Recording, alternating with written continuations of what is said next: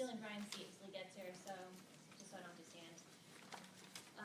Last month's meeting, we had talked about a couple of things that we were in the process of that we have been able to work through for this month's meeting.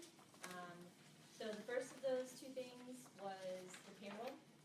We've been over payroll for the last 4 months, I think, and the determination was made after going back and looking at the budget spreadsheet for the 2016-17 budgetary year that the budget did not include a budgeted amount for overtime for this year, which is why we are running consistently over budget since December. And we will likely run over budget through the end of the fiscal year this year. So that is the answer to why we're over budget in payroll. Luckily, as we discussed last month, we are under budget in enough other areas to cover the overage, and it's not such a significant overage as to really cause an issue. I don't think that should be an issue for the coming year because we've looked at salaries and we do have budgeted overtime amounts, so we should be fine. Does anybody have any questions about that issue, which I think now is resolved? Thank you to whoever Carol? dealt with this. Not me, Carol. So the second thing that I had mentioned briefly last month, which Carol and Tim and I actually had a conference call on this afternoon, was... Carol, oh, sure. could we just throw into the previous one that also we did the retro pay in December, and that is Yes. what helped it? They pushed it Right. over for December, and that's why December was the first month to be over budget. Sorry. Okay. We had a conference call this afternoon. We did. And we talked about the number of bank accounts that we have, which when I first came back onto the board as treasurer, I thought was fairly substantial. After a discussion with Tim and Carol this afternoon, we did find that some of the accounts are probably necessary and need to stay as separate accounts, but some of them can likely be combined. So I'm going to make 2 proposals to the board tonight, and I don't think they necessarily need to be voted on, but if we can just kind of get the will of the board so that Tim has some direction going forward. The first is that there are 2 accounts that are separate, I think only because there was a feel when the monies were designated or when the monies were contributed that those monies should be segregated. Those 2 accounts are the NBT savings account for $5,600 and the capital reserve ICS account for $410,000. The NBT savings account is monies that was donated to the library and donor restricted for specific purposes. While the dollar amount is donor restricted and should only be used for the purpose for which it was donated, it doesn't need, in my opinion, and we can ask Crystal and Chanton if the board feels that that's necessary, but it doesn't need to be actually physically segregated into its own account. So while we can't spend those dollars for anything other than the donor designated purpose, they don't need to be sitting in their own account, basically not earning any interest and just kind of hanging out. And at this point, we can't spend it on the purpose that they want, or what? So my understanding is that part of it is for a scholarship for a Gilderland High School student who is going to pursue library arts, and part of it is for Civil War memorabilia. And it's not that we can't spend it, it's just that we've chosen not to. I think part of it, the scholarship monies anyway, were being used anyway as principal, and we were not invading the principal, and we were using the earnings to give the scholarship. But with interest rates being as low as they have been, we haven't earned enough to actually give the scholarship in recent years. But certainly we could spend some of it for the designated purpose. Sure. And same with the Capital Reserve Fund. While I wholeheartedy agree with the establishment of a capital reserve as a board designated amount, considering the fact that I'm the one who designated this, it doesn't need to be in its own account. I mean, there's no reason that can't be commingled with the rest of our funds. The purpose of it was to set aside the idea of keeping a certain amount of our fund balance separate, but not the actual physical cash. So if the board is okay with it in theory, those 2 accounts can really just be closed into either the MBT money market account or the LPL money market account, wherever Tim deems most lucrative in terms of interest. And that would resolve 2 of them. The rest of the accounts are a little more complex, and the issue is that we've laddered monies with Capcom, who is using LPL as their broker, into CDs to earn more interest on our monies that we're holding because we get it through the tax levy and then we have to spend it through the next 11 months, which has worked out really well. Our interest revenues are much higher this year, budgetary year, than they were last budgetary year. However, that does require us to at least split between 2 banks unless we're going to choose to move all of our funds to Capcom, which I'm not saying is a good idea or a bad idea. Additionally, with NBT, we need to keep a certain amount of money segregated in a money market account to offset against the fees we would otherwise be charged. We're not earning interest on that money. So the question then becomes, are we getting enough bang for our buck and getting a fee offset by giving up our interest on the money that we otherwise could put in other accounts for us? That question and the question of can we consolidate further, can we go to only one bank, does it make sense to consolidate the monies that we have set aside for fees now, just earn interest on it and pay the fees? That's more of a project of go out for proposal to banks, get proposals from various banks, see what they're offering us in terms of fees, see what they're offering us in terms of interest. It's not an insignificant task. I did it once, I think, when I was on the board, and we had maybe 5 banks propose, and it was, we had the bankers come in and make a proposal. We had written proposal sheets from all of them, and then it was a matter of, like I said, who's charging what fees? Some banks may charge wire fees, but not check cashing fees. Some vice versa. Some will not charge you fees if you have a certain balance, but they're not giving you interest on that balance. And then you've got to sit and crunch the numbers and say, is foregoing interest on this amount of money worth the fees we would otherwise be charged or not? That project probably should get tabled. I think it should get done, but it probably should get tabled until the completion of one or both of the payroll project of shifting to the new payroll providers, the audit, and maybe the Williams project of trying to get the retirement system cleaned up and the audit ready for the audit. So I would recommend that we look into maybe even consolidating further, but that step is probably something that needs to wait a little bit anyway, until somebody frees up and has some time to say. And it may even be something that, when we did it last time, the board actually took RFPs, reviewed them, and made a bank selection with the assistance of the director. So you may want to kick that to finance committee or form a committee just to do RFPs and review them. But that's up to you guys, whether you think that's worth it, not worth it, and the timing of it, when you want to do it. But can we get a consensus, or do you want to take a vote on just the moving of those 2 little amounts? Well, the one thing with the cap reserve is somewhere on the sheet you want to know how much is in there. Right. It would be, so you would do it in fund balance. You would say like board designated. Yeah. But specifically for both. Yeah, Both you those would say accounts, like yeah, no, that's donor how we do it. restricted, Yeah, I know. and then But board what it is. designated. As Yes. long as it's on Yes. that report, Mhm. I have no problem. Yeah, no, I think that's fine. Yeah. Moving. Yeah.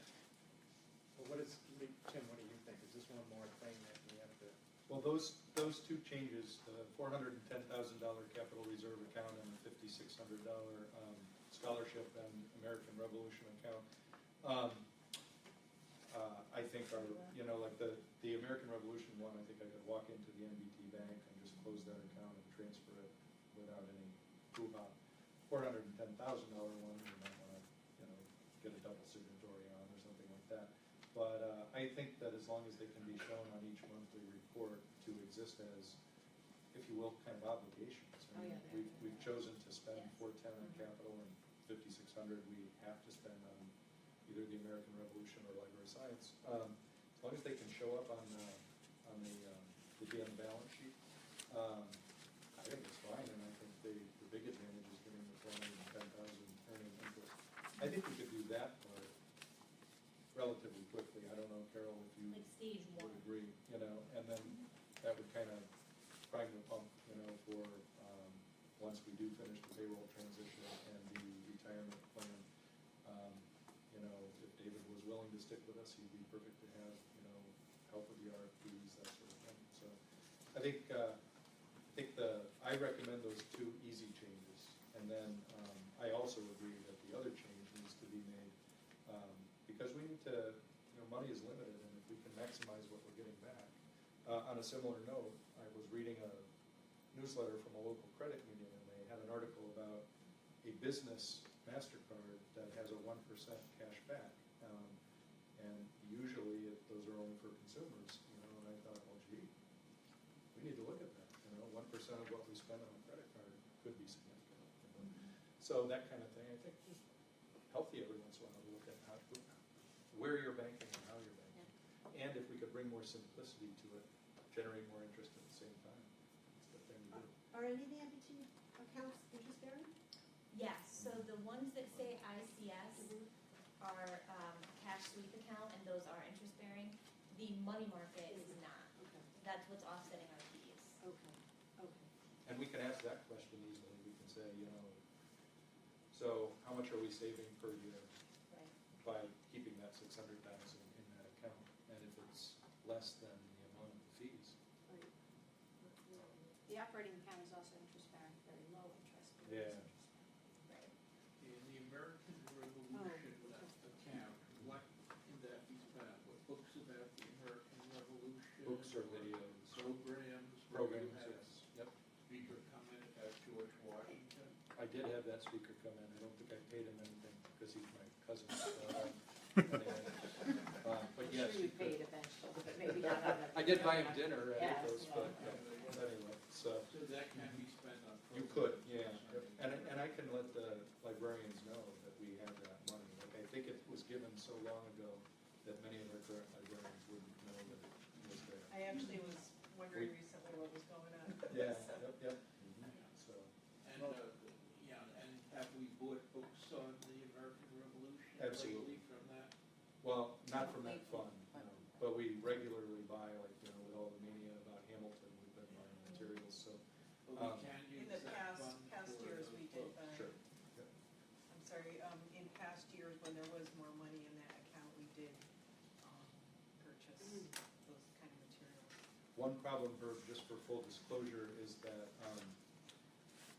whoever created that account and whenever they did it, they merged these two donations from these two families, and nobody can tell anymore, as far as I know, how much is meant for each one. And according to Margaret, sorry to, this is what I remember discussing, we don't think that there are any relatives of these donors left around here. I don't know if you would have a perspective on that, Lisa, but, Are you talking about the Curtis account Curtis and and the Fawcett. Fawcett? yeah. I don't know. I have some thoughts about the Curtis account I can share with you at some future time, Okay. just because we're coming up, Mhm. as I'm working on the digitization project. Oh, good, yeah, She is one of the prime people okay. from that era, and it might be something that would be nice to tie into the anniversary. Sure, that sounds good. So, And if we don't know what amount came from either fund, I think the only fair thing to do is to try to do it about 50-50, so. But the key thing is that when the funds were created, interest existed, compound interest that actually paid something. So if you were given a $250 scholarship, you could make more than $250 in a year on that principal, and now you can't, so we'd be spending down the account, and we've been conservative about that. Well, do we want to give out the scholarships or not? Because with the interest rate, we might never get a chance to do it again, because it's True. either just don't do it or spend down the account. I have no problem, of course, giving scholarships. The other thing that's a little bit weird about that fund is that typically when someone leaves high school and goes to do their undergraduate work, they don't yet know that they're going to do graduate work in library science. And so there's a little disconnect there. I guess if we publicized it more, and anyone who graduated from Gilderland, knew about it, we could do that. Find out what Gilbert graduates are at the, SUNY Library School or something. Guess we could try that, yeah.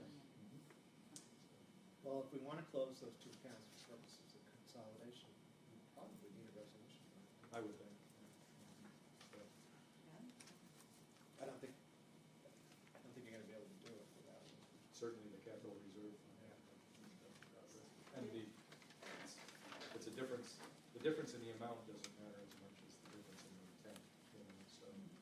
I think it would either be two resolutions or one resolution funding the two accounts. And would there be no bank resolution? Is it just our resolution, not specific language from the bank? That, I don't know. I don't think the bank is gonna have an issue. probably not, it only opening certain accounts. Okay. Well, perhaps we want to do two resolutions, Yeah. one for each bank. I'll make a motion to, Okay, wait, hold on. close the capital reserve fund for the NBT Bank. And merge it in Merge with it the into, MBT fund. Who does this? with the, one of the other funds. Let's be specific, though. Merge it into the MBT bank money market income Is that cash what you sweep. want, or are we Merge gonna? into, That's what interest CDs does. or- No, you put it in money accounts, put it, yeah.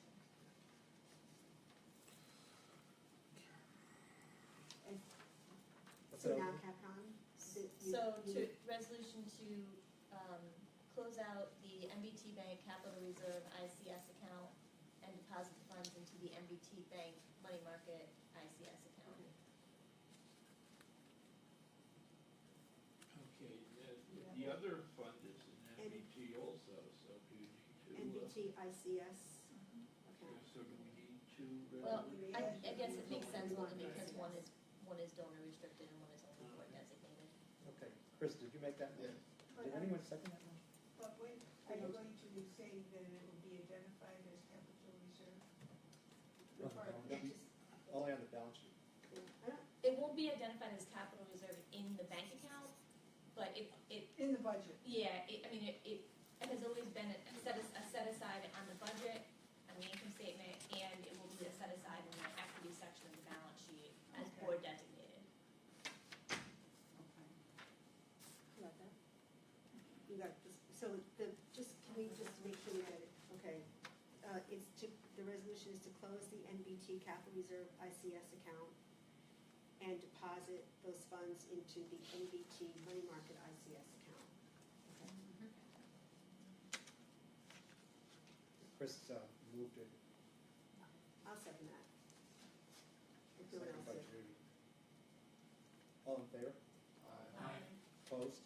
Okay, that's unanimous. Make a motion to close the NBT savings account and restrict the funds from the Curtis and Fawcett families, and merge that into the, same account, the NBT Bank Money Market ICS account. Second. Okay, that was Chris and Jason. All in favor? Opposed? Okay. We- I got that. So those were both passed unanimously.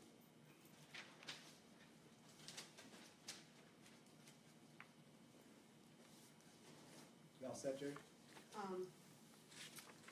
Yeah, we'll get the names of the donors. Yeah, we'll get We'll you get that, I spelling, got yeah. Yeah. Okay, anything else, Carol? Just that we are working towards, the end of the year and the start of the audit, and Carol is looking into a bunch of the smaller liability accounts, that are like pre-tax contributions for healthcare and that kind of stuff, where you may see some negative balances on the balance sheet. Those are due to a combination of, in some cases, overpayments to the third-party provider, and in some cases, under withholding from payroll for various employees. But Carol's working her way through them, and they should all be cleaned up pre-audit. And if not, they should get cleaned up during audit. But they should be fine before the audit. And unless anybody has any questions on, I know all we talked about was balance sheet, but on the balance sheet or on our current income statement, that's all I've got. Make a motion to accept the April? report as presented. Second. Okay. Who seconded that? I did. Karen? Okay, Chris and Karen. All in favor? Opposed? Okay, that's unanimous. But you should, yeah, I think so. Yeah, well, Makes I sense. think we need a motion also, if everyone's reviewed the check register and doesn't have any questions.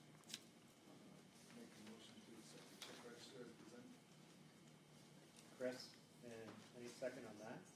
Second. Does anyone have any questions on that?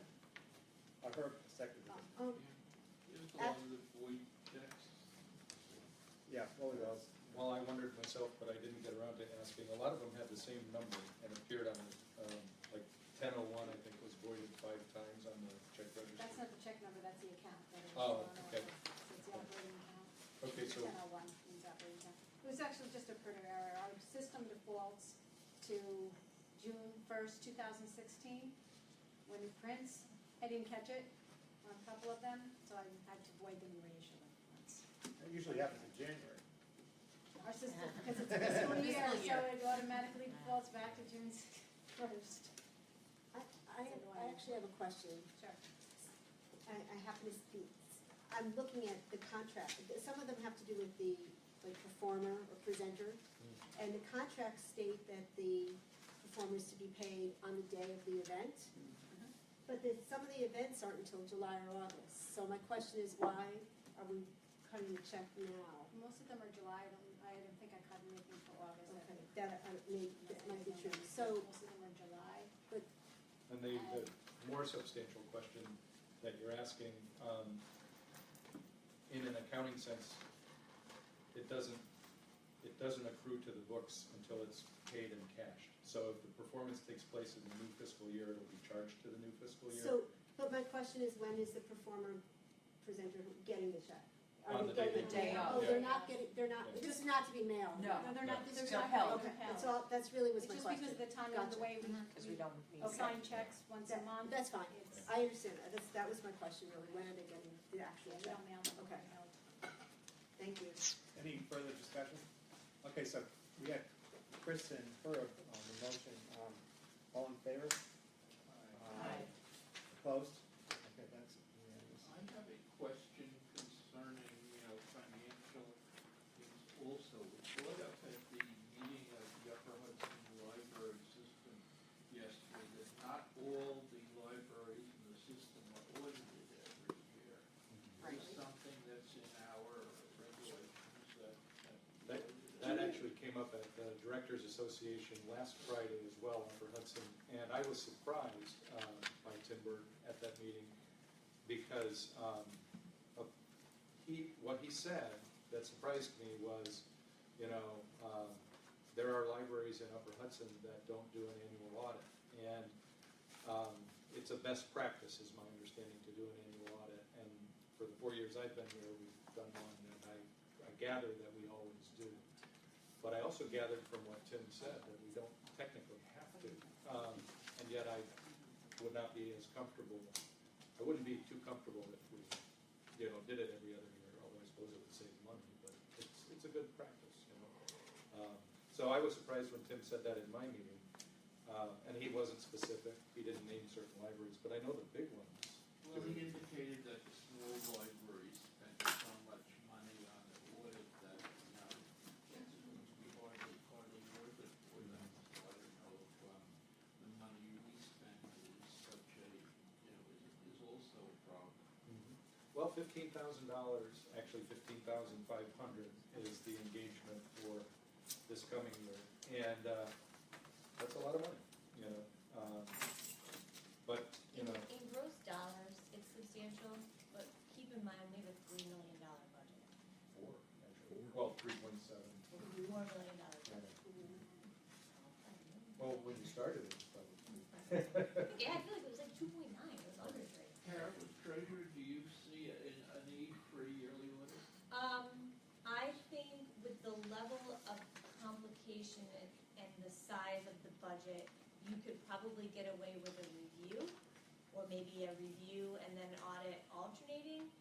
You're not gonna pay that much less for a review than you are for an audit. And I think it would be a significant mistake to drop down to the level of like a compilation. I think that would be penny wise and pound foolish with the size of the organization. I think it's an assuring thing for people who want to start on the board to more volunteers. It is a big budget. And people rotate on and off the board, so you're gonna join the board, are you more or less comfortable knowing that last year's books were audited? and that you're not coming in maybe with a huge ticking time bomb that you're gonna find out 2 years into your term is, oops. Okay. Anything else, Carol? All of that. Okay, do we have a motion to approve the treasurer? Okay. We did that? We did, We yeah. did a bunch of motions, did we do that? We did that Yes. just before approving the Yeah. check register. We've had 4 motions so far. The 2 resolutions, the motion. Okay, 4 would be it, yep, okay, sorry. All right, so, thank you, Carol. Thank you, You're Carol. welcome. Thank you very See you much. next month. Peter's open door. Okay, Oh, no look one, at that for timing.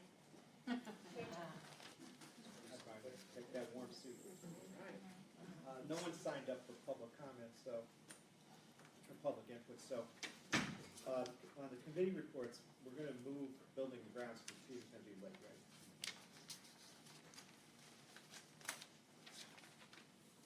Finance, that's you, Brian, is there anything, we already approved the check register. No one came for public comment on the budget. Do you have anything else to report?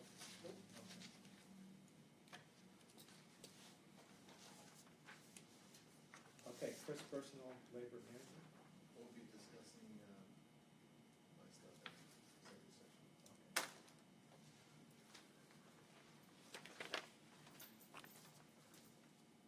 Okay. Policy, Judy? Yes, everyone should have gotten one of these in their mailboxes.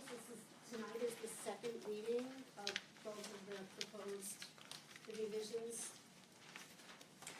The proposed revisions to 2 bylaws. The first one, we, looked at last month, and there were no changes or comments or suggestions that anyone raised at that meeting, and it has to do with making sure that we have committees in place should they be needed, in the summer months, July and August. So that is the exact same language as from last meeting. The I have a question about that one, if I may. Yeah. And I must have just missed Mhm. my question last time. But the way I read this, and it may just be a matter of comments and stuff, the way I read this, there are 7 committees.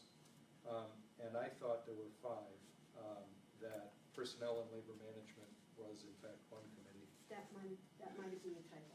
And That could be a that typo. buildings and grounds / That- long-range planning was also one committee. You're absolutely right. Okay, That was, so, so no, and I didn't catch that last time, and neither did anyone else. to be so honest, thank and you. and I don't want to start a big discussion, but to be honest, I'm not sure that buildings and grounds and long-range planning really fit together as well as it might have once been thought that they fit together. But personnel and labor You're right, management that are does, synonymous. that's an Yeah, and, not a yeah, comma, you're right okay. about that, thank you. Well, I think though, the bylaws though do have both of those separate. They do? Yeah, and so you're technically correct doing the amendment that way. We've had joint meetings of, where we combined those, personnel, labor, building and grounds, and, LRP. Yes, LRP. they were combined a number of years back. But if you look at the bylaws, they're Right, separate. it's exactly right, Yeah, yeah. so that's probably the way it should be. Okay. This is right from the bylaws, yes. So, I guess we'll keep the language as it's written on this page, because that's what's in the bylaws now. The difference is that we're mandating that the president appoint a chair and other members of each standing committee no later than the September meeting. Which means he or she could do it before September if it was necessary to convene a committee. Okay, that's one. Do we want to just take a vote on that bylaw first? How do you want to do it, Dan? What's up to you?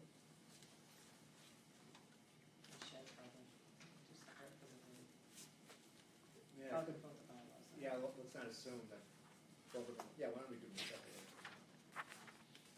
Does anybody have a motion to approve the first amendment? I'll make that motion. Second. Okay, Karen and Jason, all in favor? Aye. Opposed?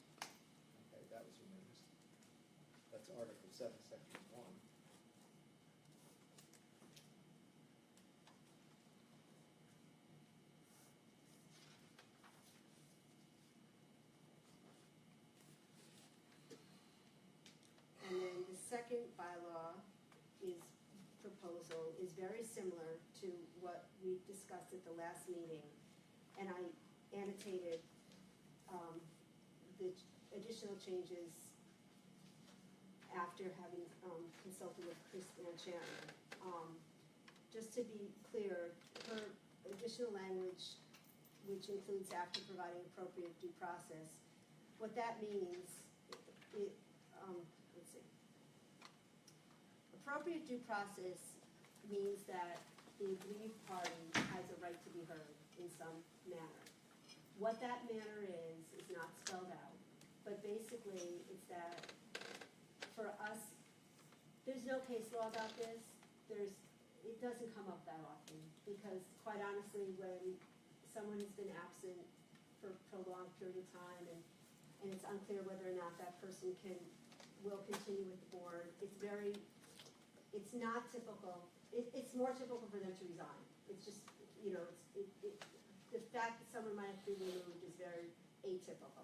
But in those rare occasions, if we're talking about removing a trustee, it means that they're entitled to some kind of due process, an opportunity to be heard, so we can find out why they've been absent, what their plan is in the future, and what we decide to do with that is still up to us, but they have the right, she believes, I'm sure they do have the right, not just she believes, to be heard.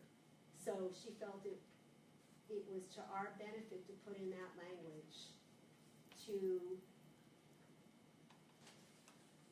demonstrate that we will not discriminate or arbitrarily remove anyone from office. So that's why she advises that we put in the clause after providing appropriate due process. And appropriate due process will be different depending on the situation. Absolutely, and it's not clear. I mean, it's, Right. as long as we can prove that, The person could be at the meeting, and they're gonna have a chance to talk. absolutely, or maybe something in writing, or maybe, absolutely, Chris, that's right. And that's why we're not spelling out what that means. And then she just wanted to make it clear by adding the final determination clause that, that's when, it's after we make the final determination and provide notice, that's when the vacancy can be filled. And she took out, or she suggested that we take out the timing issue about at the board meeting immediately following absence, meaning that, yes, we could do it then, but if for some reason we chose not to do it then, our hands aren't tied. So it gives the board some leeway.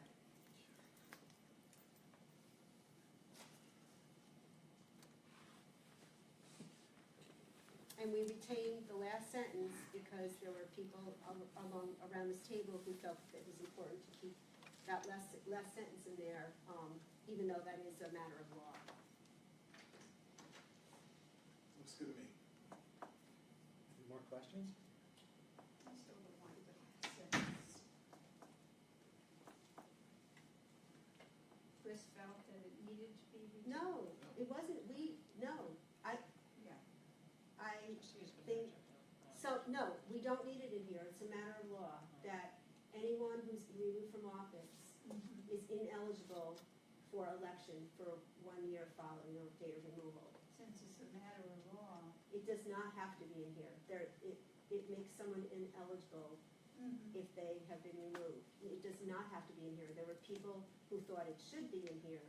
And then, like myself, would prefer to have it removed, yeah. Okay.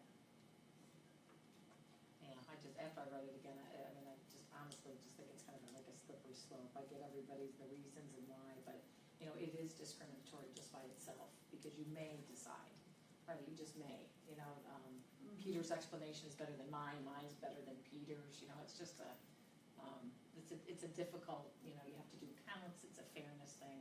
I don't know, the more I read it, the more I think to your point, Judy, it's very rare, a utilization, it's kind of a negative portrayal in a bylaw, so. that's But just how do you deal with someone who's chronically absent?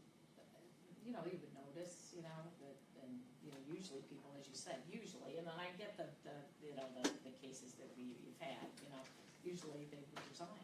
Absolutely. Or say, Yeah. I'm not here because there's a real good reason, Right. I'm not here, that's You're the right. reality. I don't know, I totally understand it, it's just, If someone had a heart attack or a stroke. there could be 100 reasons, you know what I mean, because it's life, right, you know what I Right, mean? But and, typically, and I it's do a agree perception. that one, the reason for an absence shouldn't really make that much of it, I mean, what, people have different priorities and Right, different time it's a constraints. it's a voluntary, Right. This is already in the, this is already in the bylaws, it's just in the different, it's not to this extent. It's already in the. No, I know, but not to this, that's what I'm saying, this is We much just more changed it specific. to add, The 3, the 4, Well, actually, it is three, in the bylaws, it's three. it's three. There already is the bylaws are different in that they're still, they're the same in that there's still a numerical yeah. standard of Right. three. The difference is that there's this nebulous excused versus unexcused Right. absence, Oh, yeah, which yeah. I know. there's no standard for understanding what is an excused absence or an unexcused absence. I think that's what it's. I mean, I Yeah. will not say that anyone is more deserving to be absent than anyone else. I just don't ever, I personally don't ever want to have that discussion. Yeah, right, right. At least this one But the requires excuses- board action. Yeah. The other one said you're deemed to have resigned unless the board accepts your excuse. So, But we've taken excused is, if somebody calls, you're excused. No, we haven't, No. Oh, that's how, but that's how it's been listed, right, and just on, no, we On haven't. We minutes. went back and we took out all, of the ones that we could, we took out all the, it just says absent. There's no excused or unexcused absence. Because we never made that determination. oh, okay, I thought previous ones. We did, and then we. talked about I it. remember, we amended talked that, about it. and No, then I we remember amended It's a that. board decision. So that there was Yeah. no excused or unexcused, it's just If absent. someone That's right. decided to spend 3 months of the year in Florida, the person would fit into this thing, but hopefully that person, would resign if they're not able to give the time to the board.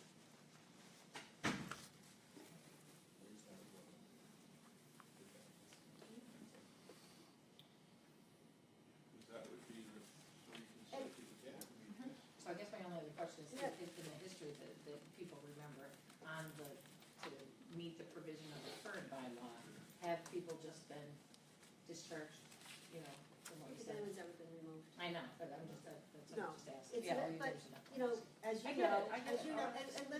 let's remember, Yeah. the board may remove. Oh, I know, This it's is all, not yeah, I know. But that's the mandatory. discriminatory part you worry about, Okay. that's the, Okay. because you may, somebody, I'm just saying Peter and I, you know what I mean, just, maybe Peter had a good excuse and gave a thing, Mhm. I didn't have a good excuse, it's just, I get it, I understand it, Well, just- there's a lot, I personally also think there's a lot to be said between what happens between board meetings. I mean, there's Yeah, sometimes sure, when yeah. people can't attend Right. board Right, meetings, right. two consecutive ones, but I they, understand, yeah. they do committee work, they do Yeah. other things. So Mhm. that's Yeah. why I think we didn't wanna Yeah. we didn't wanna mandate something, Yeah. but we didn't wanna have to evaluate someone's excuse. Yeah.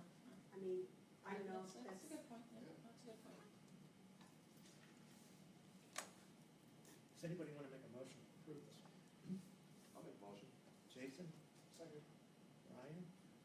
All in favor? Aye. Aye.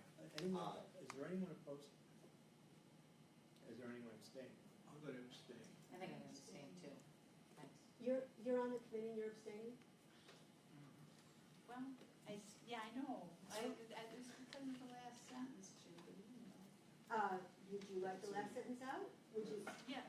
can I ask? If you take the last sentence out, I will say I approve it, It's gonna be approved either way. Right, yeah. But let's, okay, Will that make you guys comfortable?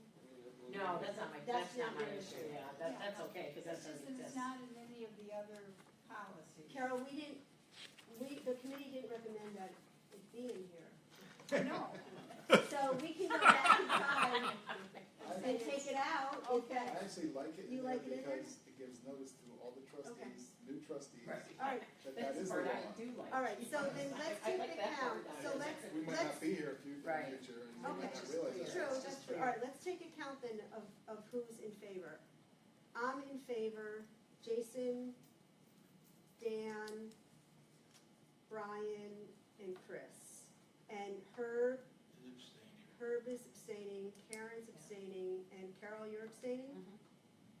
Yeah, I get Chris's point that it does let I think it's people good for know future that it boards. is a law, it's just, It is in the library trustee's handbook, just so you know, that when, if presumably if a library trustee reads their handbook, they see it in black and white there.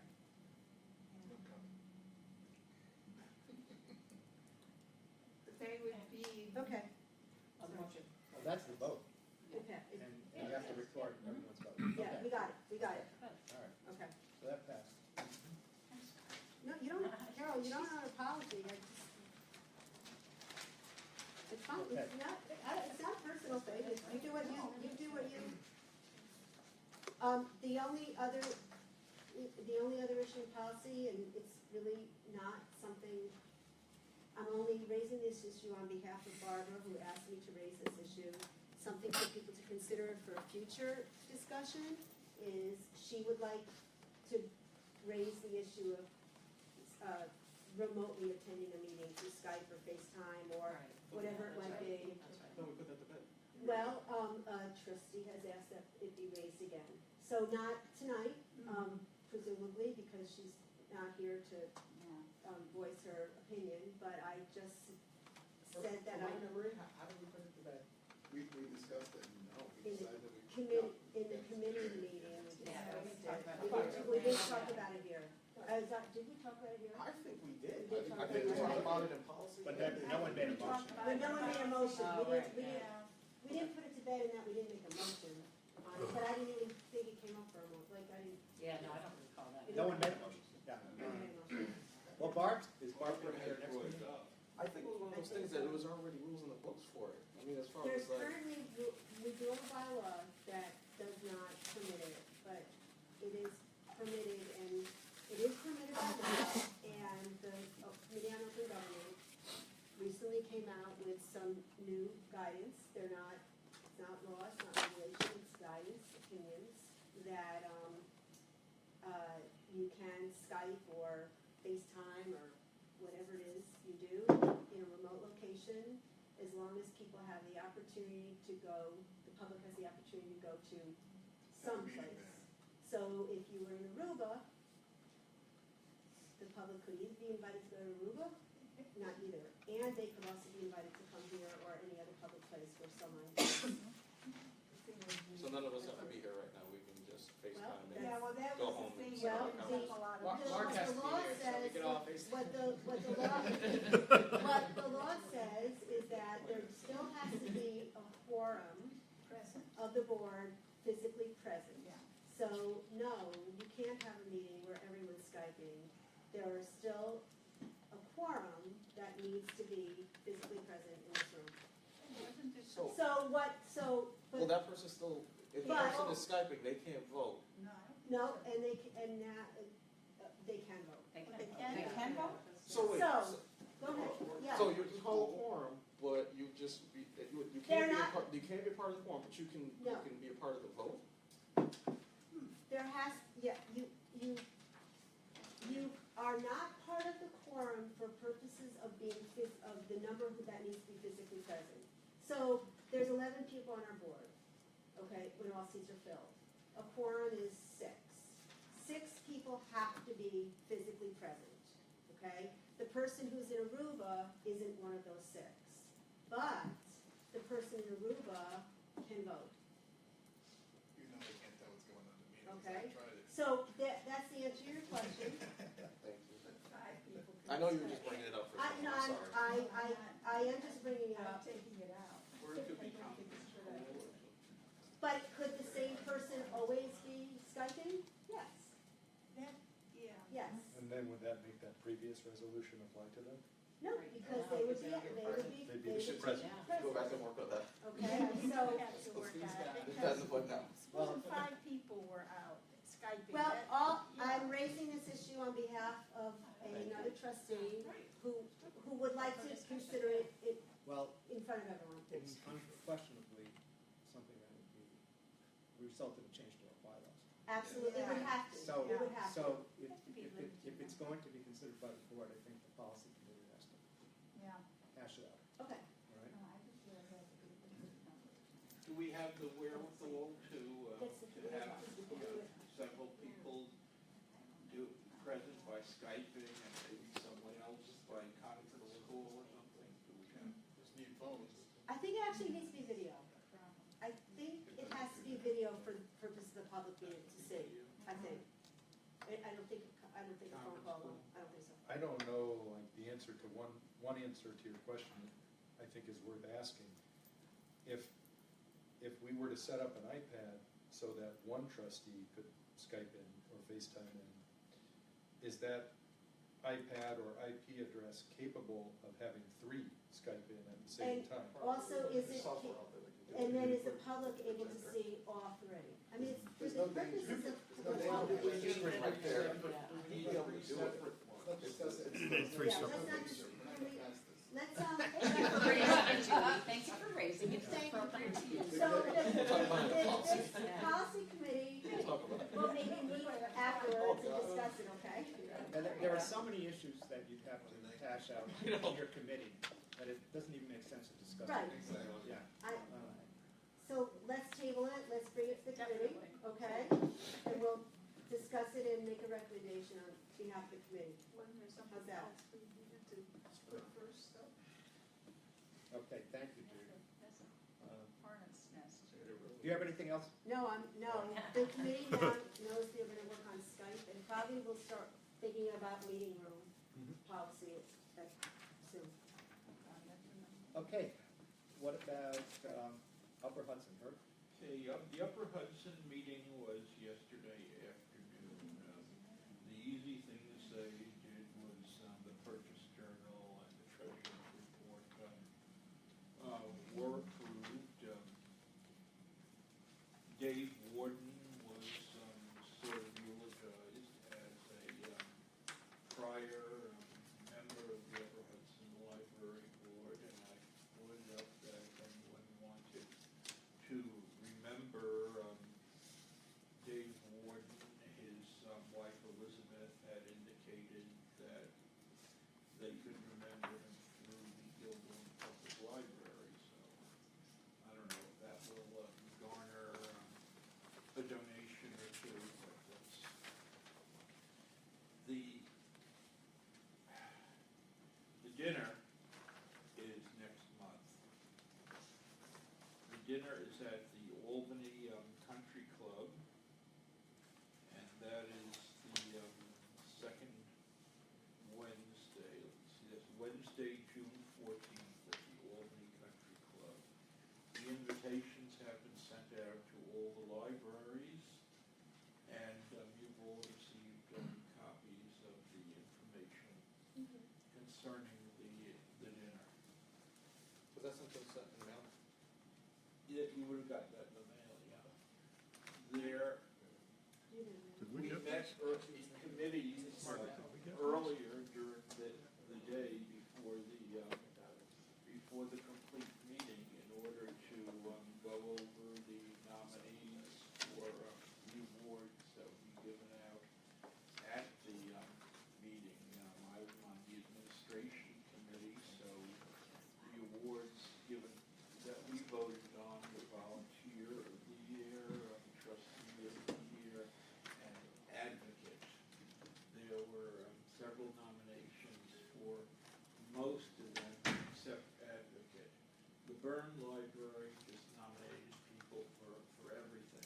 And, they didn't get any awards, but they did their nominations.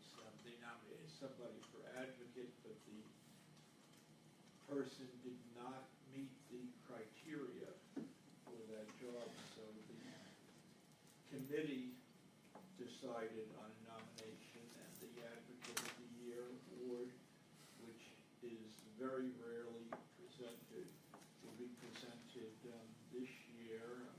This former Senator Hugh Farley, who worked tirelessly for libraries during the time that he was in the legislature, and he was chairman of the Committee on Libraries for quite a while. The former senator is 84 years old and is presently living in Florida, so we're not sure exactly how this will be handled. Via Skype.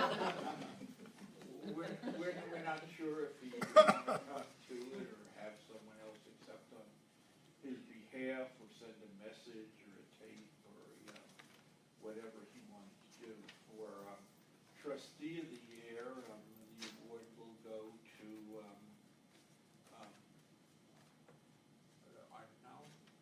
Armando Booth from the RCS, RCS. Ravina Quinlan Soccer. Yeah, yeah, he had the best nomination for that. And the volunteer will go to a teenage volunteer from Colony who set up all sorts of computer things in Colony for training, young people and things.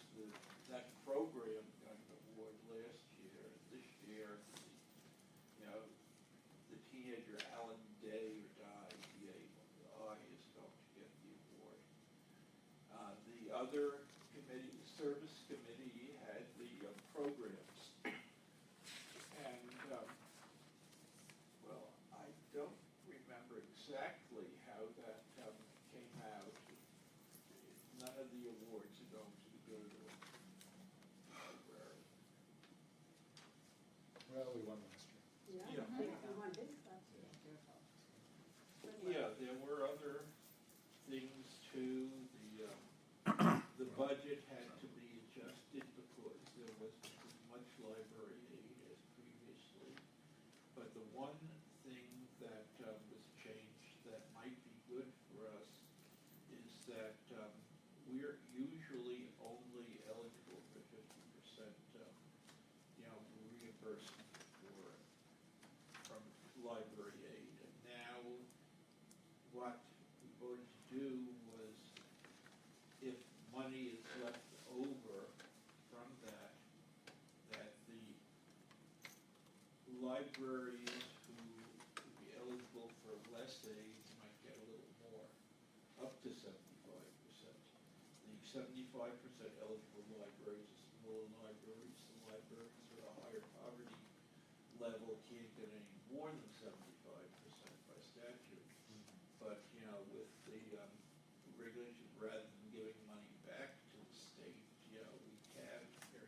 we can raise the other libraries. It doesn't have to be up to 75%, but if there's money left over, you can raise the 50% to 60% or 62% or anything up to 75%, which is good, particularly for the bigger and quote richer libraries like Guilderland, Colony, and Bethlehem. All of whom are doing HVAC projects. Really? Yeah, did they happen to say what the total pool that Upper Hudson can give out is this year? Let me see if I have that. I'm guessing. While you're looking there, I recommend that everybody come to the Country Club Upper Hudson dinner, since it's right here in our backyard. It'd be nice to everybody come and have a good time.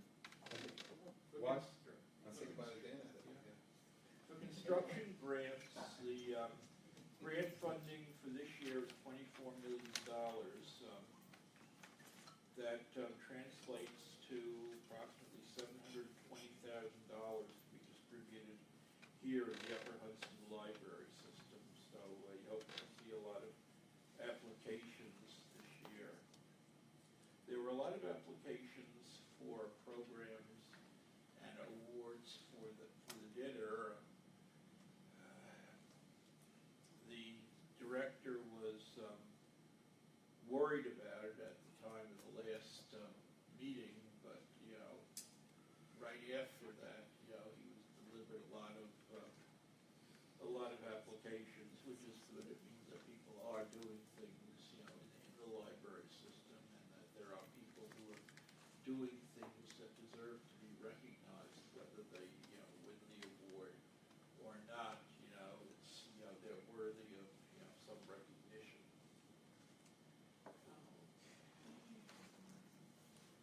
One note on the dinner, we are given a free ticket every year, and I chose to use the free ticket to offer it to Rosemary Revoir, who was the third straight year as the president of the foundation, who's been doing a lot for us. So Rosemary and I will be going to the dinner. I don't know if my spouse will go, and I don't know who else from the library. I was assuming you'd go, or other than that, I agree with Chris. That's a great venue. It'll be a fun meeting. And our tickets are covered, so. Right, okay, so if any of you want to go, If just, you're bringing someone, you have to pay that. there's a deadline, correct? Or- Yeah, We have to tell Jenna by, yeah, May 26th is the deadline. May 20, I gave you guys May 22nd. But that's why we love Jenna. Stragglers are gonna come in. Yeah, Upper Hudson needs the information, the dinner choices by May 26th deadline. They also discussed Boopsy, they're getting closer to the launch of the Boopsy Mobile app for the Upper Hudson Library System. yeah, And minimum standards for public libraries, they've been working in collaboration with the New York State DLD on that. And there are no problems with the Upper Hudson libraries concerning minimum standards, although some places in other parts of the state have trouble meeting the minimum standards. I'm just curious, why is ours free? And it's not a fundraiser for them, it's just like a recognition event? Well, the it's like covered by the. GPL pays for it Oh, if you that's want to what go. I'm, So I believe it is a fundraiser for them. Right, that's what, no, I just didn't, I just. Yeah, it's not free, it's covered.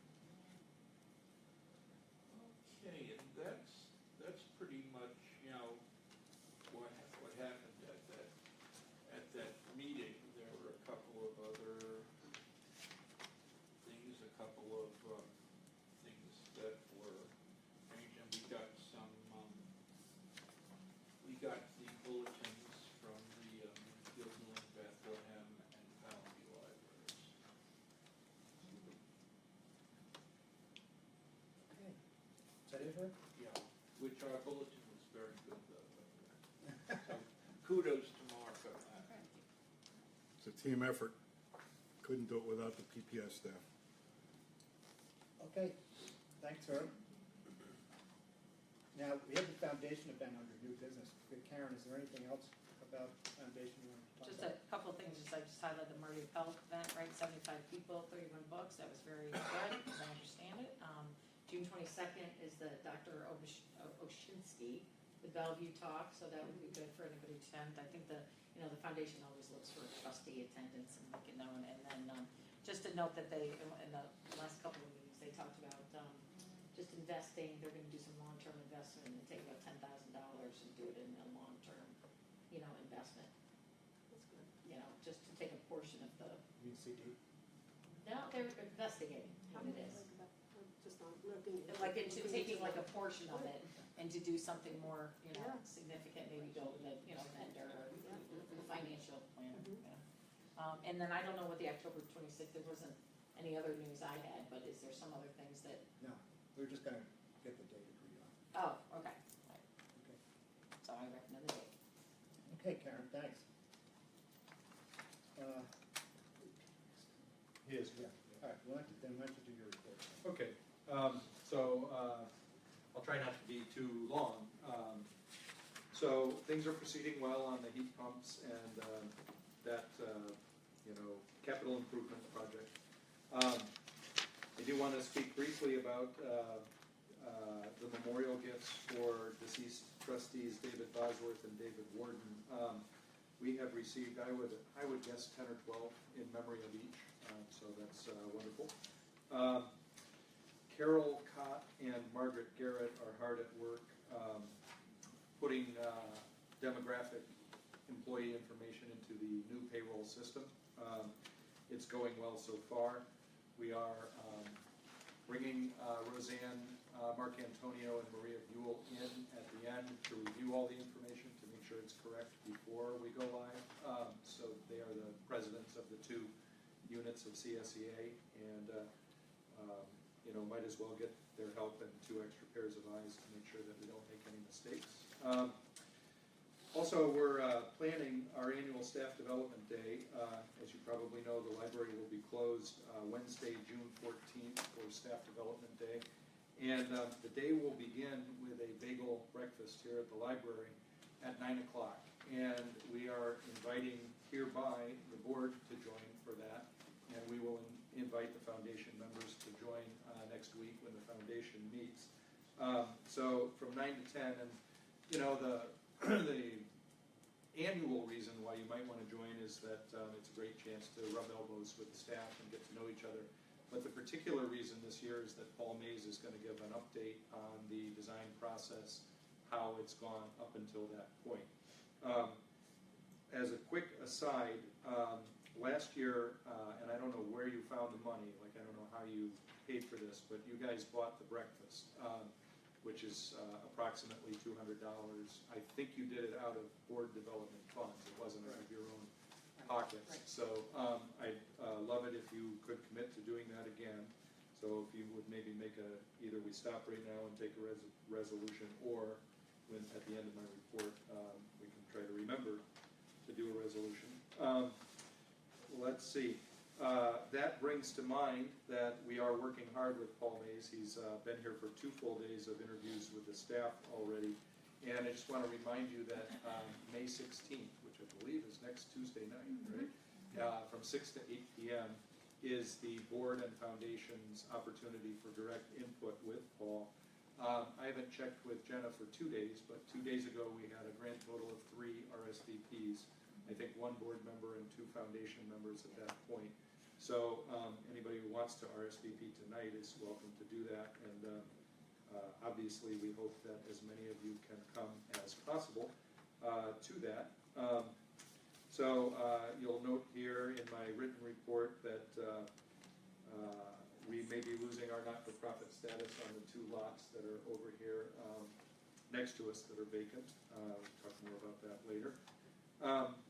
I think it was a good article in the Altamont Enterprise about our budget, but there were a couple of sort of small misquotes, like I told the reporter that 25 years ago the thinking was that you didn't build a sprinkler system because you wanted to protect the collection, and now the thinking is that you want to save the lives of people in the building.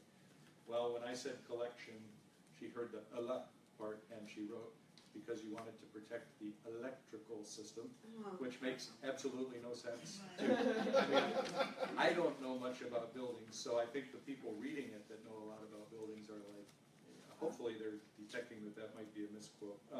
But at any rate, I think it was a generally favorable article, and obviously we have our board election and our budget election this coming Tuesday as well. Now, Same it's day. just occurring to me that that's the It's the same same day, night. so vote first. So we'll be leaving from, I'll be leaving from here, and 2 hours later we'll go to Gilderland Elementary to, I think that there may be an intermediate stop at the recovery room between the 6 to 8 meeting, and if you've never been there when the budget votes are announced, it's a combination of kind of just a strange little meeting in a gymnasium.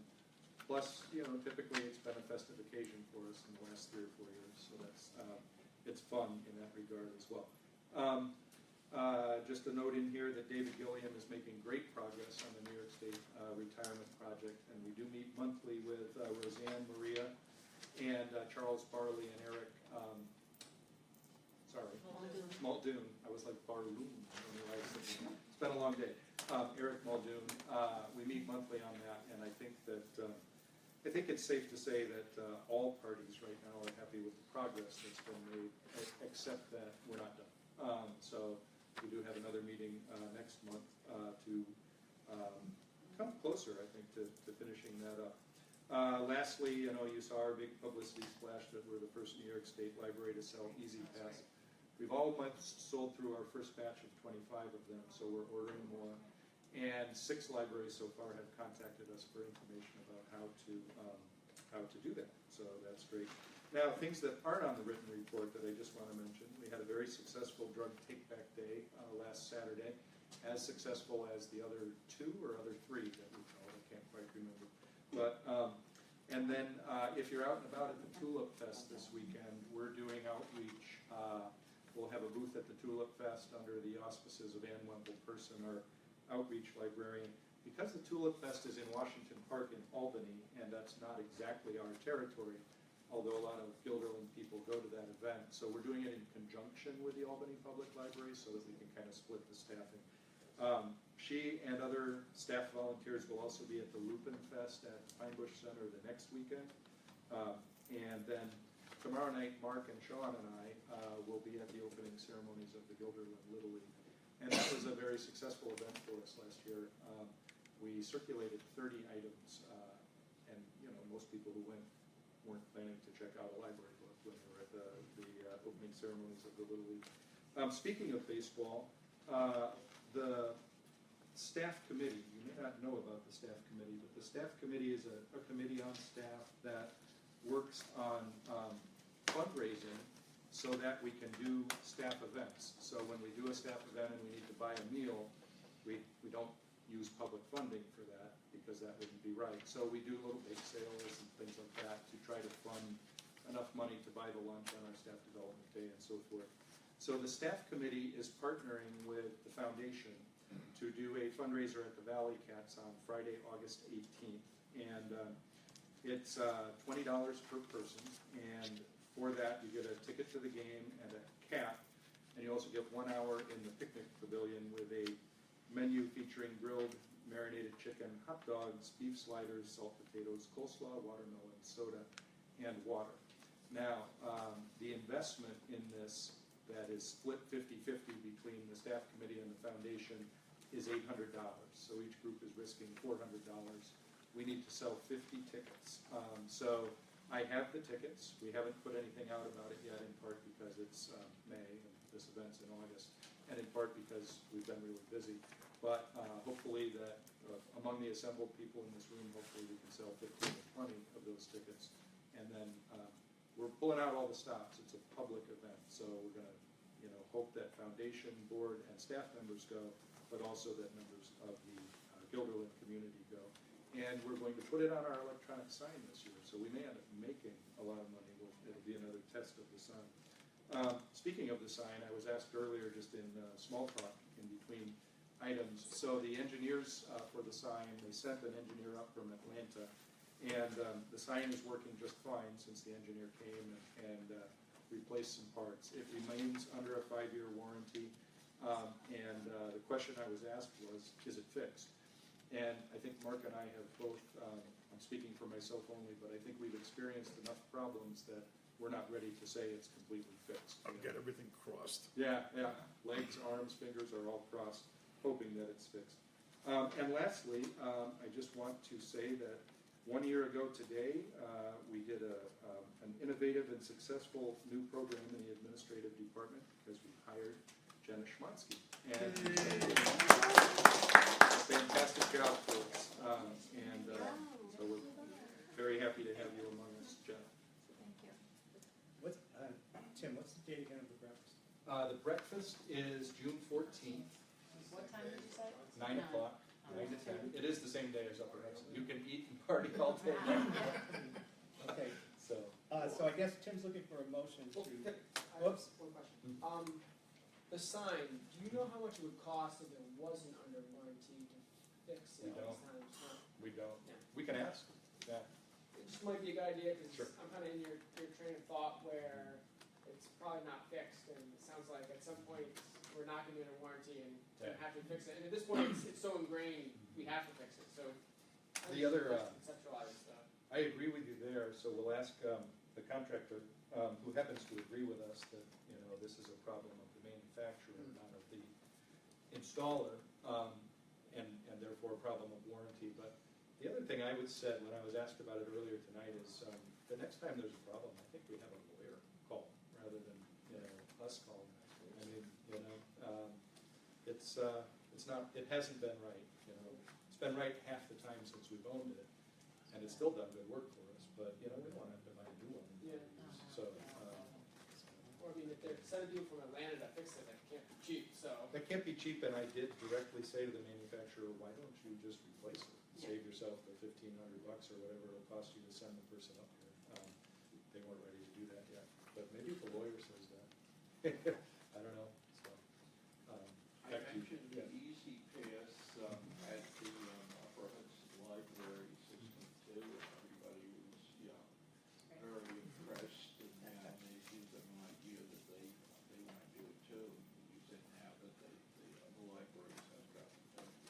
perks up the ears of some of the directors of the small libraries is that you make $4 on each unit. So, $4 is important, but to us, $4 is far less important than to like the Westerville Public Library. Sorry to single them out. I do want to mention Phil Berardi, Mark Curielli, and Roseanne Marcantonio. Their names are in the report, but they're the people who thought it up and implemented it, and they deserve to be mentioned on the TV. Okay, well, Tim's looking for a motion that we take from our staff development line, cost of June 14th, 2017 breakfast. Which would be approximately $240. If it goes over, he's deemed to have resigned. Well, that's the old bylaw. Oh, if it goes over budget 3 consecutive Yeah, 3 times. consecutive times for $4 each, that's all. Brian made the motion? In all seriousness, do you want to put the maximum amount? I mean, I'm not suggesting we not be generous, but just for purposes of motion. Want to max it at 250. I think it's Whatever like you think. 243 is what Well, we've I priced mean, out. things could have gone up, I want to make sure. it's Okay, but I mean, we generous did it enough, this week, Oh. that we priced it out, so. Why don't we just say three? Yeah, let's say not to exceed Not to 300, exceed how's 300. that? Okay, Thank you. thank you. Although you've yet to We're vote on it, safe. but thank you. I'm sorry, who made the motion? Who's Karen? Second. Brian. Oh, Brian seconded it, okay. All in favor? Aye. Opposed? All right, so that's unanimous, and now, I make a motion to accept the staff and director's report as presented. well, you're quick on the draw. Got some more to go? Oh, yeah, you go, Chris. Okay, is that seconded? Yeah, second. Herb? Now, all in favor? Chris, aye. Opposed? Okay, that was unanimous. Okay, let me just give me a second here.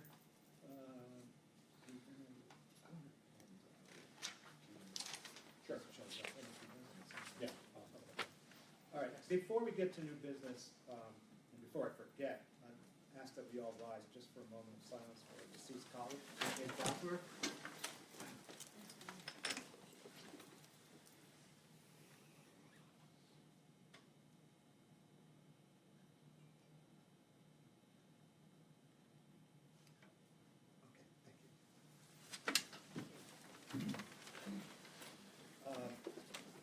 Board memorial tributes. That was something I just wanted to raise really quickly. I hope it's quick anyway, I intend for it to be quick. So in the past month, 2 board members have passed, former present. Both have designated the library as a beneficiary of donations. And I just wonder, I have this idea, and would kind of like to take a pulse, that when a former board member or current board member passes, and especially when they designate this library as a beneficiary, I think it would be really nice if the trustees as a group gave a donation to the library. I just think that we're leaders of this library, and I'd like to think that it's just, it's a personal contribution, no one can mandate, but I just was wondering how people felt about that. I mean, I'm not talking, I have no money amount in mind, it's just, it's a gesture of coming together as a group and doing something honoring that person's memory, especially because the family designated us. So. What's the logistics? We can write a check to the, You write out a check to the Gilman Public Library, not to the foundation. or, well, the family designated the library, right? In both cases of recent trustees passing, they designated the library. Now They may not know there's a. correct. Right. We had an ex-employee email me asking whether the money would go to the library or the foundation. And I responded saying that the library had been designated, but that if that ex-employee chose to write a check to the foundation instead, I'm sure they would accept it. I don't know if there's a best practice. I mean, not every library has a foundation.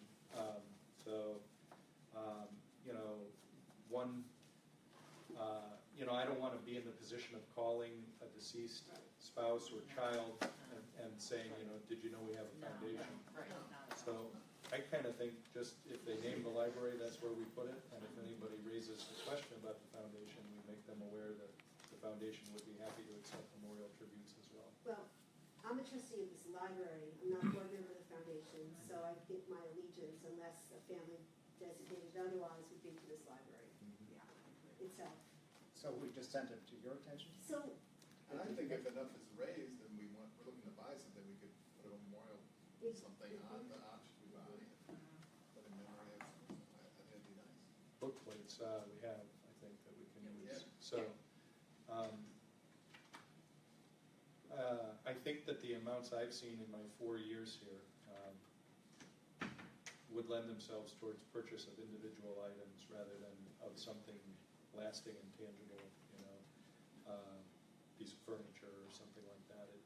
Typically, we receive a lot of $25 donations and an occasional $50 donation and a very occasional $100 donation when someone passes away and designates. One of the beautiful ones that happened this year was, I'm not quite sure I can explain it that well, Jenna might be able to better, but a librarian who lived in New Jersey, but who had formerly lived in Gilderland. I don't think I'd ever worked here, but somehow the family named the Gilderland Public Library, and several $100s worth of donations came in, which was nice. Sometimes what has happened is that a family member will request, say, Dad really liked Western stories, and we bought a small collection of, Westerns, or we've got some nice photography books or things like that, really, nice things that you can put a book plate in and then show to the family, this is what we bought with your money. Yeah, So, that's nice. depends on how much money is raised. And when the Warden family called me, I offered, I said, if you would like to earmark your collected contributions in any way, you let me know. And they felt that Mr. Warden was someone who had such a diverse array of interests that they thought he would be most happy with the idea that we would just use the money for everything that we do. So that was good. Or we could, select books from what we're already buying that might be appropriate, that's what we've done too. Was he a World War II He pilot? was a pilot, World War II. Wow. Yeah. He had doctorate in physics. This works for a short time for GE. What's this stuff?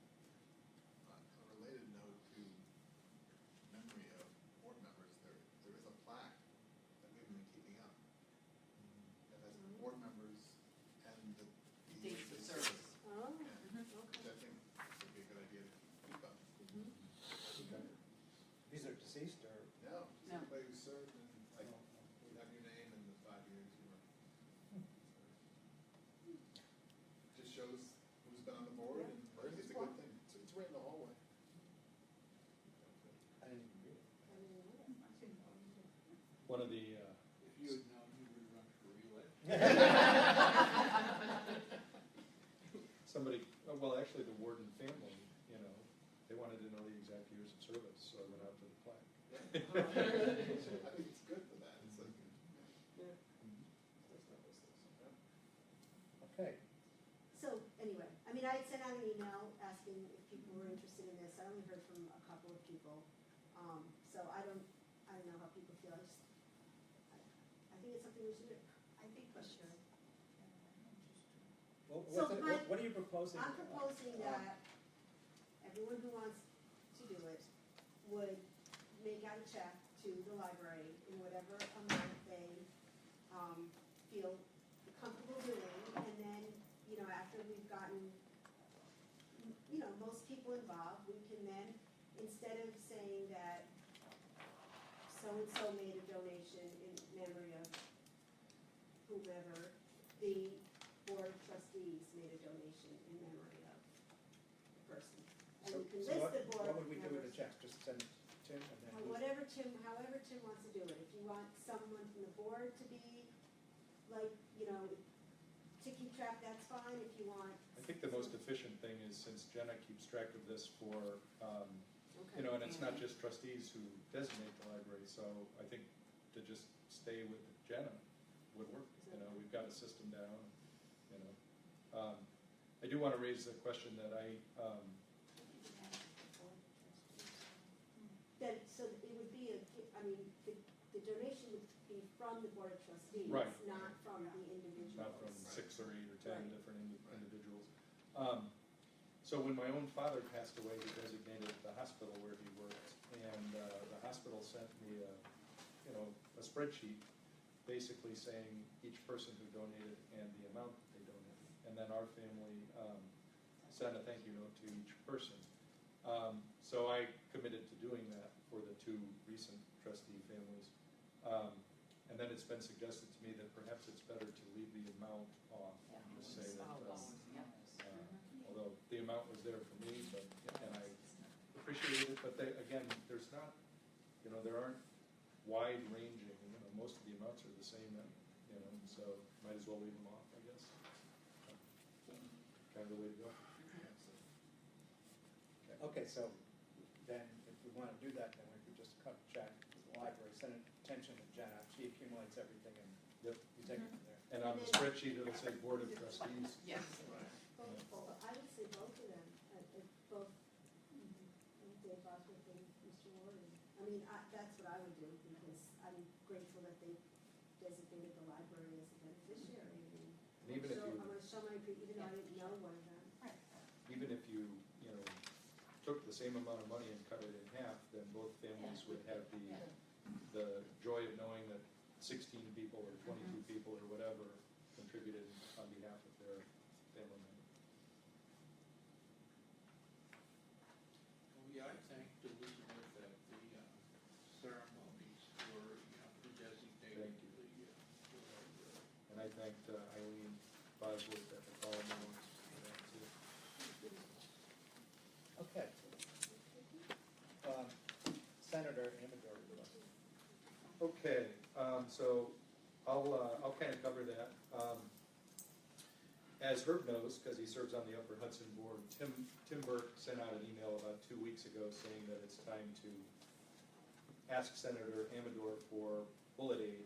And so I emailed all of you and asked for ideas, and I got a few ideas.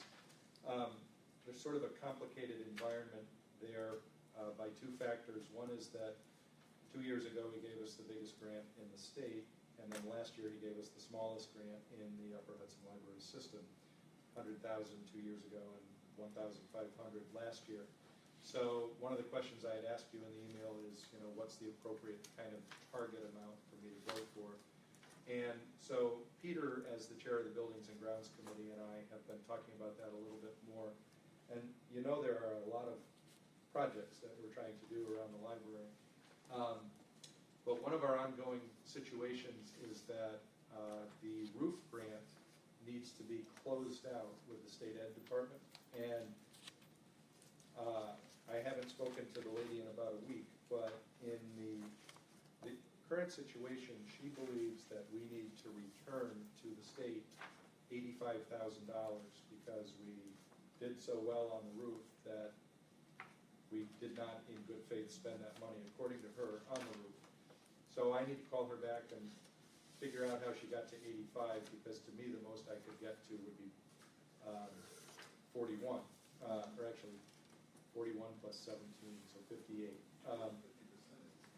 Right, well, as you may remember, what you guys directed me to do and what Tim Burke directed me to do was to spend the whole $117,500 grant on the roof, and then of Senator Amador's $100,000 to spend the remainder on the roof, and then contact Senator Amador and get in writing that we could use the rest for building-related purposes. So, and that amount is $59,000. And so the person at State Ed is very easy to work with. She says, find, $86,000 or $59,000, whatever it turns out to be, worth of projects that you need to do in the library, and we'll push them against that grant. So we have a big list of things, but because that's an ongoing process, if I ask Senator Amador for any of those particular things, obviously they would then come off the list of you can't fund the same thing twice. So my current suggestion, which I haven't made to Peter in person, we talked on the phone, we have an estimate of $9,500 to remove trees, bear with me because they've already been removed, but to remove trees and then plant new plantings in the 4 islands out here. And I've asked Lou to call that company back and say, now that we've removed the trees already, what would it cost to do the planting program? And my guess is around $8,000. And so where Peter and I left it 2 nights ago when we were talking on the phone, he is friends with Doug Brakel, who I think is the chief of staff for Senator Amador, and they've been playing phone tag. They were thinking about a meeting for this coming Monday where we would propose something, and then, or I'm sorry, it was for tomorrow, and then it had to get called off by Doug. So it's back into the phone tag realm, but I think 8,000 is a respectable amount of money that would be middle of the road. I don't think we're going to get 30, or even maybe 10 or 12 after we got 100. And what I would maybe use as a fallback is the $3,600 estimate we have for him putting in 29 new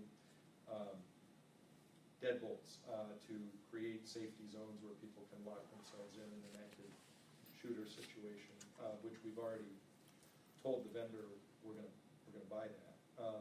And it's a small enough amount that if he doesn't want to give 8,000, 3,600 may appeal.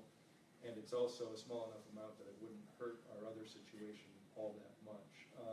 So my current plan is to ask first for the landscaping and second for the deadbolts. And if he doesn't want to give either of those, I'll just say, well, what would you like?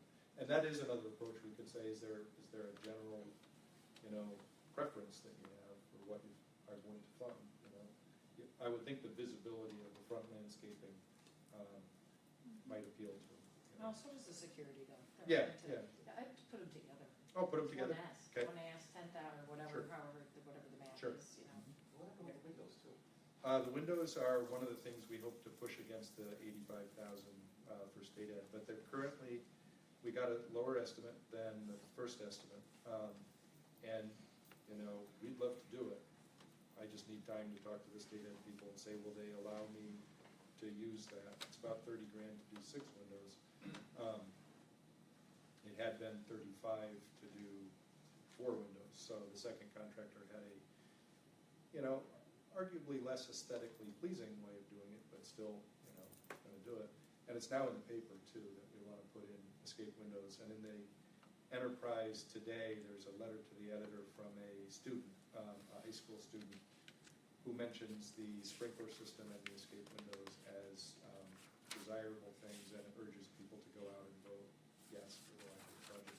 So we're committed to doing the windows. I just need to get time to make sure state ed will let us put that against the lead grant. So the AE money ever come through? No, not yet. So that's crazy, and they didn't even return. It's not Pat's office that doesn't return my email, it's DASNY. So it is time for me to send them another email and say, where are we now? Copy pad. Yeah. And So- maybe someone from her staff. They will, sure. Sure. Yep. Is the extra from that work that we did, besides the 75,000, did that go toward the grant? Toward which grant? The extra monies that we had to show 86,000. Could it go toward the grant? You said we had to come up with projects to Right. cover that money. Right, yeah. We paid more than 75,000 for the lake. Oh, okay, very good. Yep, I didn't have that. I have a list of about 10 or 11 things, but I didn't have that on it because I think there's about 15,000 in there. That's a good thought, and yep, that might get us over the hump, so. Don't be shy Yeah. when it comes to Ask that. them. Put in those other 2 things Right. Yeah, together. yep. We'll put them in together. That seems like the right thing to do, and that also gives him an easy out. Say, I can do the big one, but not the small one. I can do the small one, but not the big one. So, okay, thanks. CDTA cost. Okay, so Steve Waxman serves on our foundation, and I believe is a former board member here. And Steve works for CDTA. I always forget the last name of the CEO. Carm something is the CEO of CDTA. And there's a group of librarians at Upper Hudson that's interested in developing a mobile library service. It's not a bookmobile as we all grew up going to. It's a pop-up library sort of outreach van, and it would be very high-tech. So I asked Steve if either Upper Hudson or Gilderland Public Library could have the opportunity to receive a donated Star Bus, which is the kind that Trustee Bosworth used to arrive on for board meetings, and the next time one goes out of commission. And he checked with the CEO said yes. So according to Steve, we're going to have the opportunity to buy a bus sometime in the next 6 months. And the quote in the email was, we can't give it to you for free, but we can sell it to you for like $200. So I just want to bring it up because when the opportunity arises, it might not last very long. And so I'm talking with Tim Burke as to whether, like, to me, the ideal would be that it's an Upper Hudson project rather than a GPL project, because it might be a little bit ambitious for us to administer at this particular time, and it would sit idle more if it was a bus associated with one library than it would if it was associated with 29 libraries. And most of the big players in Upper Hudson are interested. Albany is interested, Colony is interested, Bethlehem is interested. So there would, but it's going to take some creative financing to figure out a way. I mean, I don't mind if either Upper Hudson or, the ideal would be that Upper Hudson pays $200 for it, but quite frankly, I would pay $200 for it if the opportunity was going to last a week and I had to act. But then it needs to be converted and outfitted and decorated on the outside and insured and maintained and so on and so forth. So I'm not asking to do any of that yet. I'm just making you aware that at some point I might say, we just bought a bus for $200. What are we going to do with it? But We're going to park it on that lot and then claim tax. Awesome. Anyway, comments on that? Great idea. I think it's a great idea, but if it's a collaborative effort, it just really has, there's gonna have to be a lot of time spent Yeah. figuring out the delegation of duties and responsibilities, and so it'll be interesting though, because if there's 29 member libraries, how do you stretch one bus? Yeah. So, And if Upper Hudson didn't want to do it, maybe the big libraries would want to do it. Yeah, yeah. or even just maybe libraries local to this area, Yeah.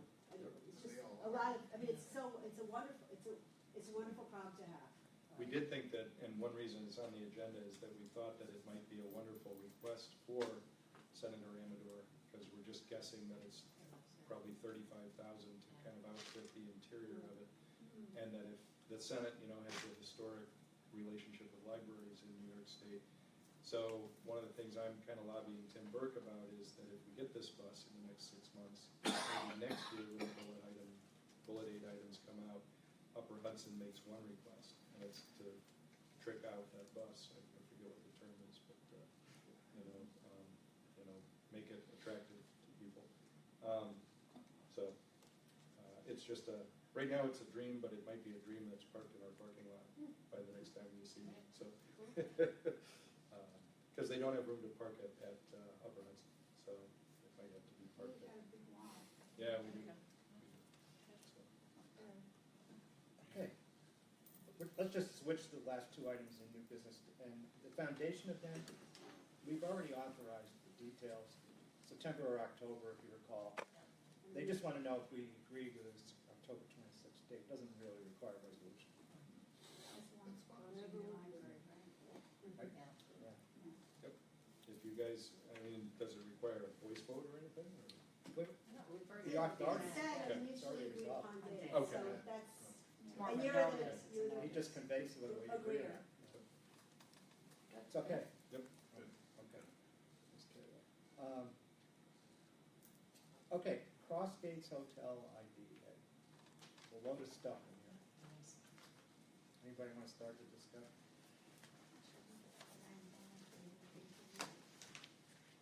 Did we ever see what they actually applied for? I don't remember seeing that.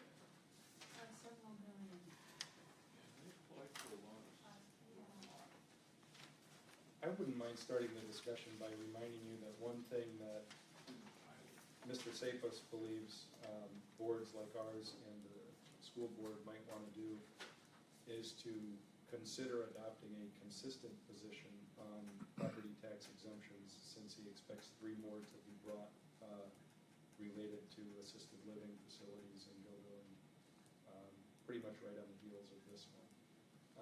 You may or may not want to, you may want to take them one at a time, but, and the other 3 may be more like each other than the hotel one is like. Is the Cross Gates one assisted living? No, the Cross Gates one is a hotel, but there are 3 assisted living projects. One is called Colonnade Right. down here. One is on 155, and one is where they're converting the Best Western Sovereign into assisted living, and in the process losing 200 hotel rooms. And then there's 192 hotel rooms in the proposed hotel project. So one thing you might think about is whether you're for or against IDA tax exemptions in general, or if you want to deal with them specifically as they come up. Well, one thing I would feel is that definitely with Cross Gates, they've gotten a lot of money nationally. And they have also kept the school district and the town, I don't know how many years it was, where they're challenging our assessment, and it cost the town and the school district, I think, each $1 million. So I don't think they, and it's a hotel, and there's a need for hotel rooms. And one of their arguments was that they were cleaning up an area. The people who lived there had a very decent looking area. They didn't want to move, right? Cross Gates pretty much pushed them into moving, let's put it that way. So I have no sympathy for Cross Gates. And Cross Gates has been a very, bad neighbor wherever they've been though, including Gilville and also they've been doing nothing but fighting in Syracuse, for their exemptions against. Did you guys read that article about how much money they got from Syracuse? And didn't end up building or extending or something?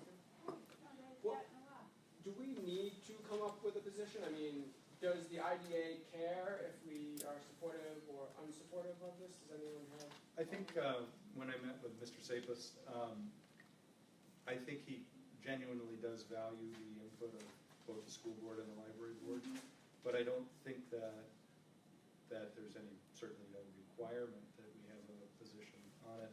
And related to the feelings expressed about the management company there, Don was stressing that the IDA's board has to act without prejudice toward those that are asking for these exemptions, regardless of their past history.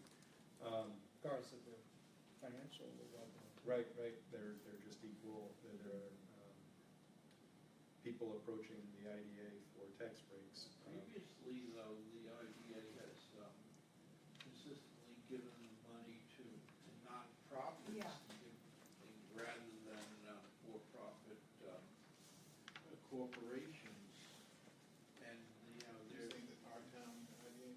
Yeah, there's nothing that would indicate that Cross Gates, the Pyramid Corporation, can't afford to do it without pilot, tax exemptions. So do we know what the school did? I'm afraid I don't. Barbara put a letter in here, didn't she? Yeah. Did that letter go out? I saw what their summary was. What their position It's was. just a report, I don't know, Oh, I don't know whether it was a letter or a report. it's just, this is a report, a statement that it asked the board to adopt. Yeah. Right, so that's why I was I don't know curious, if the board is there a is business consistent. action that we're trying to come to? I guess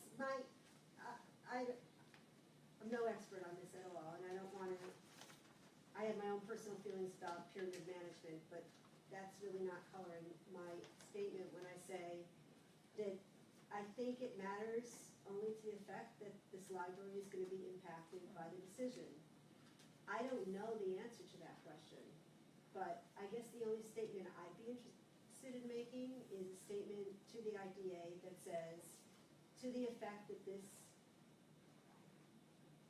results in any financial detriment to the library, we would be opposed.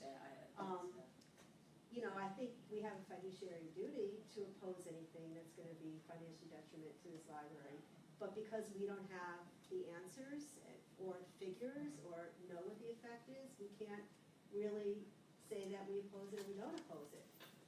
Well, if the school district will get less money from this, then the probability is that the library But do we know the also- school district's gonna get less That's money? what, page 3 Well, indicates that You the know, effect is lowering the district's tax Well- levy limit, increasing the potential for need to exceed the tax cap. well, Yeah, for well, wait, 5 first of years. all, I have no idea who authored this. So, I mean, I'm not questioning the credibility, but I don't wanna make a decision based upon something that's in front of me and I have no idea. What's clear is Who if, wrote it? if they're gonna build the hotel anyway, Yes. we're gonna have less money, tax monies, if For they 5 grant years.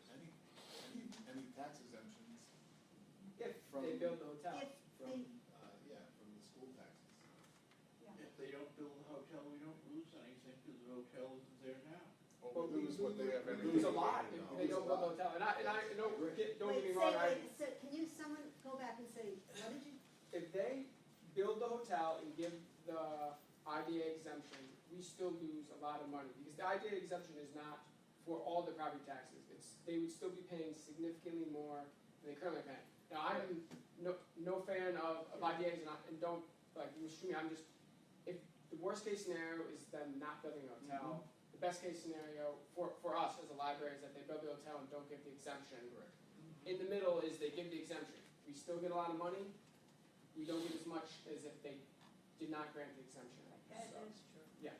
are they, so they're paying full property taxes now on the property? they are, but it's vacant lots. It's vacant lot. Nothing. You know? So, Very it couple doesn't thousand. mean, so that it is possible, and I don't have the figures in front of me, none of us do, that they could build, and maybe this is what you said, that they could build a hotel, plus get exemptions, and we'd be in a better position than we are right much now. better. Yes. Okay, Well, so, there are a couple of different things that they're asking for. They're asking for pilot, then they're asking for other exemptions. They also, sales tax exemptions would not but impact it us doesn't because impact that's us, goes, that's it's all right, county. that's right. Mortgage recording tax does not impact us, that's Skin County, so it would only be property tax. And once again, I don't have the numbers, but it's not a full Right. tax exemption, and they pay basically nothing on vacant property, so, And I guess right now. that's what I'm not taking a position.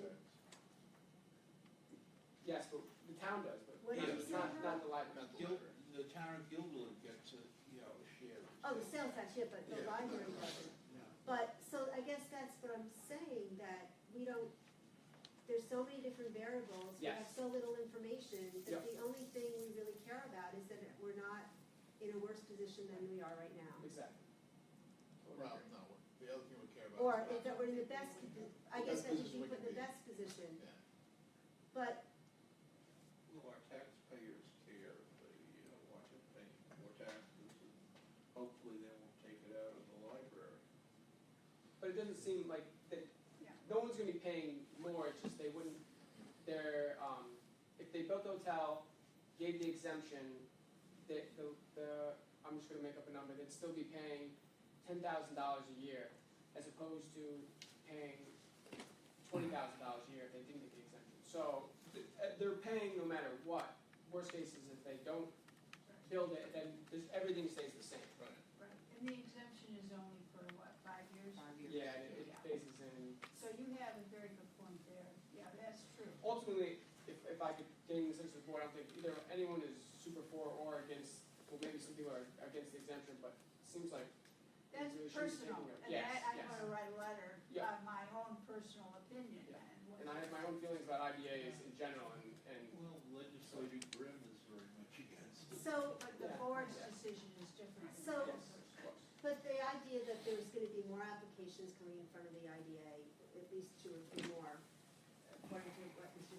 Staples said to you, Tim, I mean, it kind of makes sense to, because we really, I mean, I don't think you should be looking at who it is, who the applicant is, I think it's just generally. I do think. it- Yeah, I mean, so I have to. Because I think, I think the point of the has always done a IDA, good job.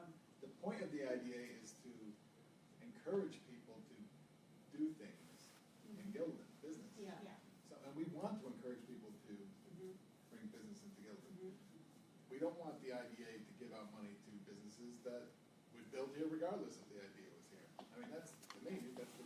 But do we have, How do you know? but are we gonna have, But that's, I think the IBA Small is. businesses that need the help. Yeah. but not- are we in a not position? huge businesses who fight the, I tax, think I agree with you what know, you're gonna say. it's on everything. You know, my impression, Tim's email is an excellent Yes. summary. Yeah. When Don Sapos says the boards may wish to adopt Yes. a uniform That's position, exactly what I was going to say. that's a euphemism for it, that's what we should do. Exactly, Right, right, exactly. But so here's my concern with the uniform position, is from everything I understand about them converting into assisted living. So they're paying an X amount of property taxes on the assisted living right now. That would go down. We would then lose money on that IBA. Maybe that's a good thing because they're going to go out of business anyway. I don't know. But there's a situation where if they give the exemption, we are getting less. Absolutely. So I'm always hesitant to create a uniform policy unless that policy is we're never going to comment. But look at Which of Brian, the assisted living are you talking about? The converting the hotel.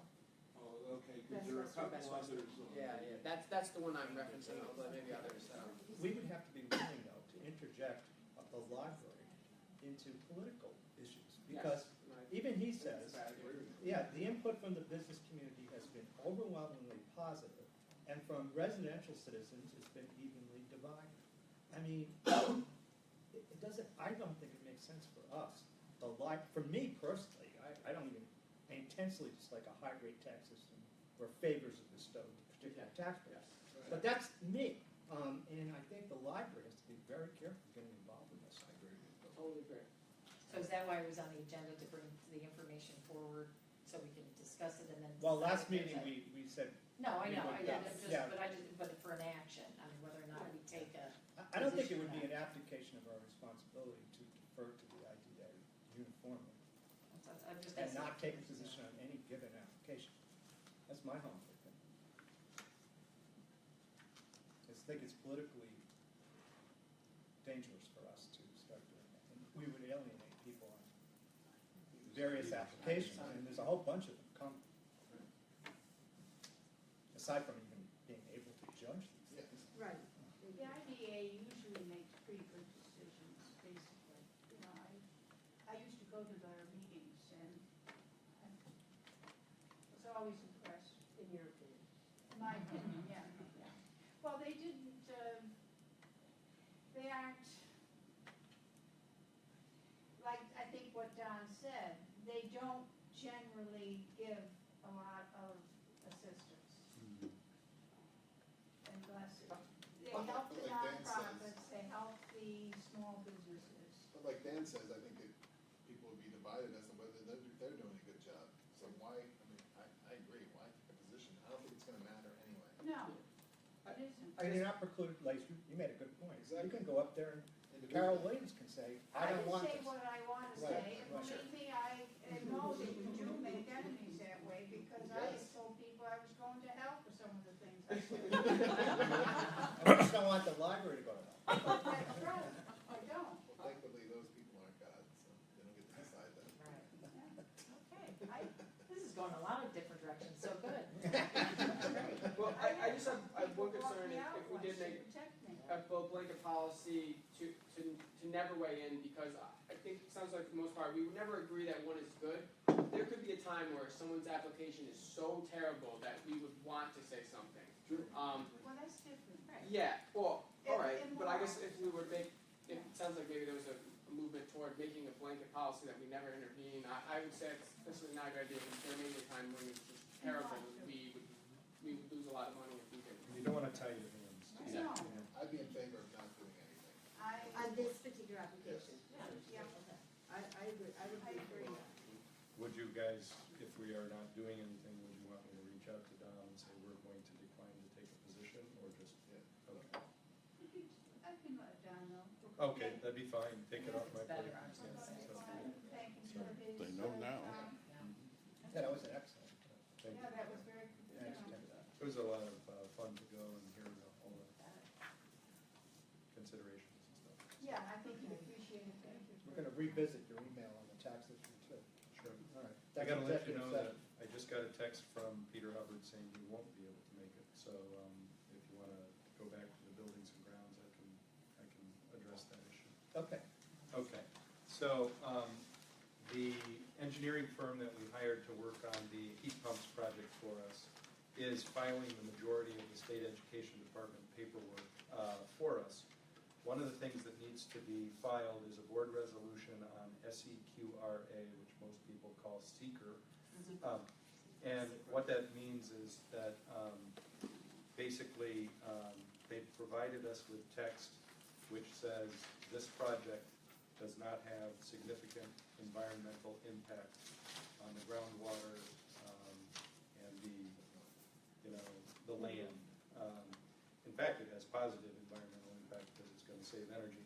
But this text that they've given me, which I could read to you if you'd like, it's probably. We have it right here. Oh, do you have it? Yeah, Okay. right. Yep. Is the same text that was recently adopted because they're doing an HVAC project at Bethlehem Public Library. We just changed the name of the library. And I sent an email to first the engineers asked us for this and said, here's a sample that we used at Bethlehem. And I sent an email back saying, that's all well and good if you can assure me that this project, that you've also looked at our project and that you agree, you're putting in writing to me in an email that there is no significant environmental impact on it. And they said, let's do a little more research. And then like 2 or 3 days later, they came back and they said, yes, your project is not going to change anything in the air quality or groundwater. And who is that? That's ME Engineering, the firm that we. So Well, we then should that have should be in the in here. resolution. Yeah, that's what I was gonna say, because we're relying, on their, Exactly, based upon the representations right. of ME Okay. engineering, Okay, absolutely. Have you shared this with Chris? no, Shannon at all? I have not. So they used to, when I was working with the county, they would, whenever time we do a project, we'd have to do this, and they would do the same thing, and they would just say, this is a type 2 seeker, no further, reviews necessary, but there was never any paperwork, never backup, they would oftentimes just say that, so, I'm always, what's that? The planning board. Yeah, and planning board, I hope had have more, backup, but the county, we would just exactly like this, and, and oftentimes we knew that there was a negative impact there have to be, but, it would be passed Secret anyway. resolution. Yeah. Project. So, because I think this is some kind of legal requirement, it might be good just to get Chris's thoughts on this, because, I guess I always had a concern with that we were passing, oh yeah, it's definitely type 2, and who knows if it is. Well, we have an email exchange with the engineering firm saying that it's type 2, and I think there's I'm not discounting what you say, Brian, but I think there's a timeliness here that, I don't think we can wait another month to get We're the not putting resolution. anything new in, we're switching out old ones. Right, for new ones. right, I So agree, it's not gonna have any impact. agreed.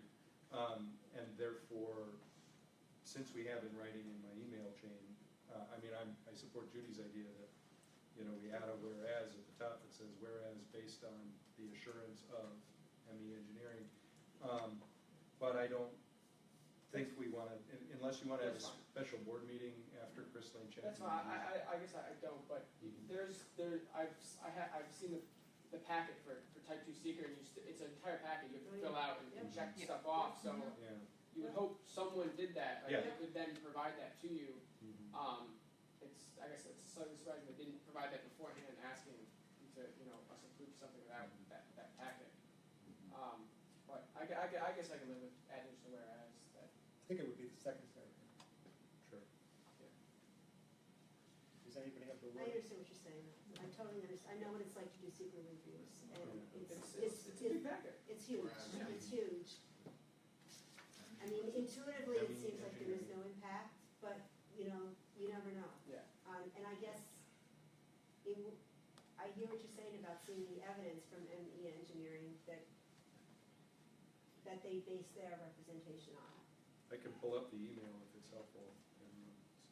No, I certainly believe that. You probably want to I guess attach it for the minute, the packet, I would think. they would have had to have done if they really did the seeker, they would have had to have done a pretty intense Because packet. then, right, and Karen's right, it becomes part of the record, because if there were any question about it,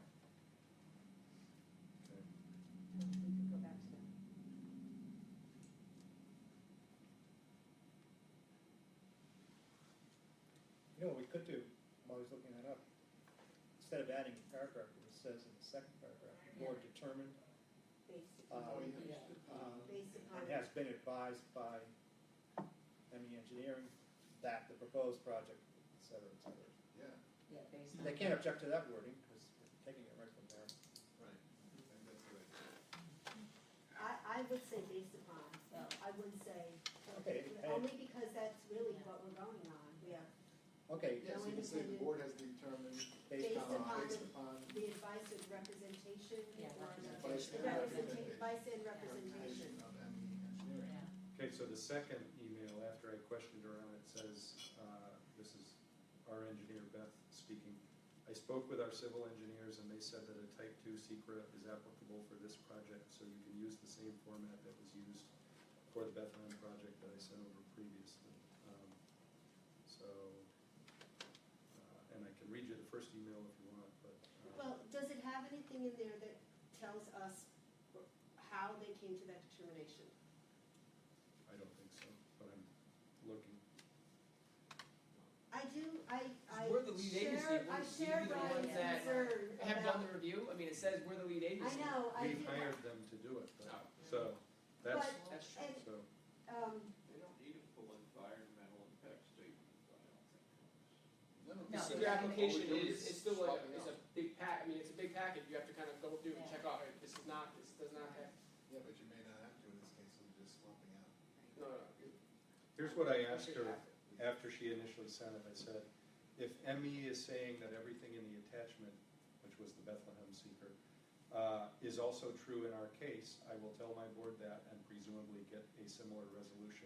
Is that the case? Thanks, Tim. And then she writes back and she says, Tim, we do have some site work on the project. This is where I said, oh, we better check. And you won't be able to use the same type 2 secret format that Bethlehem used. The secret will need to take into account the site work for the water service, which means that we're adding a separate water line from Mercy Care Lane. She said, let me see what that entails. And then she writes back the other one that I had read to you just a few minutes ago that says, yes, our civil engineers say it's fine, there's not a significant. Yeah, I mean, to be honest with you, they're supposed to write you, Yeah. write us a letter dictating everything that's in that, so we can, that we certify that it's this, we certify that, the improvements will not cause a significant adverse, that should just be in their letter to us. what did you say about Rockdale? Yeah. I did too the other night, I was just, To Rockdale Corner Store? yeah. I have to say that I share Brian's concern about saying things that we don't know to be, I don't want to say that we don't know to be true, because it's not that I'm questioning credibility, but we don't have the documentation Yeah, that we need that's, to follow that's up my with concern. this. Yeah. Okay. I'm a secret. I mean, it's odd that an engineering firm wouldn't, they know this better, I don't know them, but that they would send a And- letter that just dictates everything that we're doing a resolution on. That's a standard seeker, Not that. yeah, the seeker, yeah, I'm reading. I'd agree if we were doing a project that required an extensive documentation. I don't think this project does. But I agree with you, except that if we're, it's kind of like we need evidence that proves the negative, and that's what they supposedly came up with when they did a site plan. That we don't need the secret, but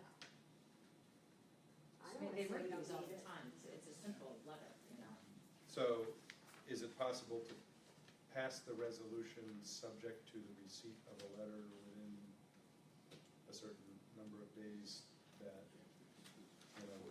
I'll need more wording because I don't know what you guys really want this letter to say, like, It just We really want- repeats this, mhm. that they're certifying that there's no environmental impact, blah, blah, blah, blah. And I agree with you, it probably doesn't, but, for us to, pass a resolution without the backup, it's just, I'd make that, I'd be fine with that, subject to the letter, Okay. Well, I the just did other the thing solar would be water to project, ask I had to for do a the same secret thing, but. review, and that is their I think expensive we have to know that process. there are no Indiana bats that are going to be disturbed. So, to then they came up with their determination somehow. Yeah, Sure, However it is that they came up with it, okay. yeah. they just put it in writing. This is how, this is why we determine there's no,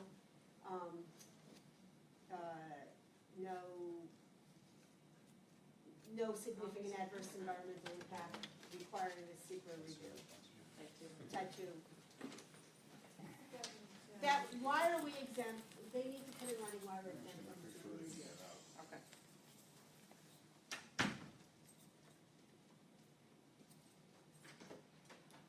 And I'm sure they are. Oh, yeah, they're fine, it's just that It's just they that know we to need- do this. Exactly. This You is want difficult. you want also to have that sort of. And based upon Yeah. the advice and Yeah. representation of, Of is ME it ME Engineering? Mhm. Yeah, please. And ME Engineering Inc., Corp., I don't know what it is. We wrote a check to them, ME Engineering, Mechanical Electrical Engineering. Mechanical electrical engineering incorporated. Okay. So I'm gonna call her tomorrow, and explain that the resolution was passed, but that part of the resolution says that it's contingent upon the receipt of a letter explaining how this determination was arrived at or reached, and, I wanna say within 10 days, or, They should have it at their, it shouldn't take them long. okay.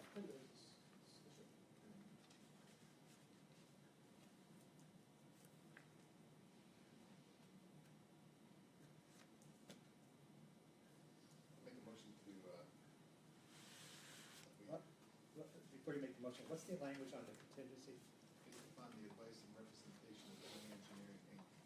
The No, I got mechanical that and part. electrical engineering. And then, Right, is it mechanical and engineering, mechanical and electrical engineering Inc.? I think it is, I just looked at the check.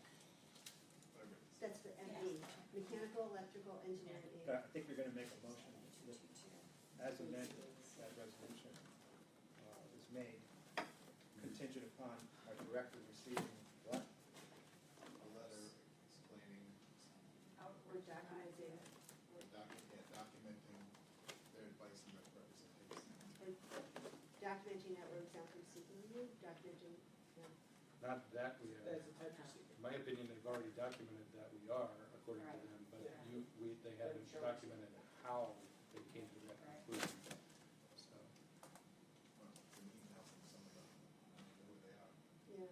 Right, that's the So- issue. yeah, she says our civil engineers. That- Yeah. That could be, There's a form they would have had to have filled out. They, Yep. That's what I'm In my saying, mind, they is should it's be kind of sending a that to little, you. they Yeah. always have this is like boilerplate, both sides, so they have it. yeah, yeah.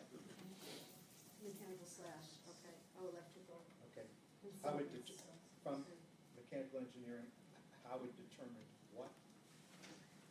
that we are exempt Form. from SEQA review. Consultants.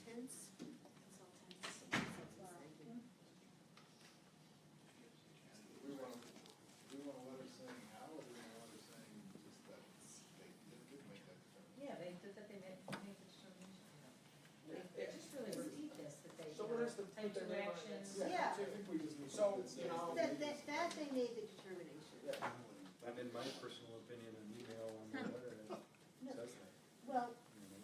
Hello, Natalie. an email on their letterhead? Yeah, it says, you know, her name, the company name, you know. It's not, You that's know what, not it's usually not, it's, formal. yeah, it's, there's a whole separate process. I and know, I think it's filled them out really- for our other right, budgets, so, so- you know, Be nice just to have something on their letterhead.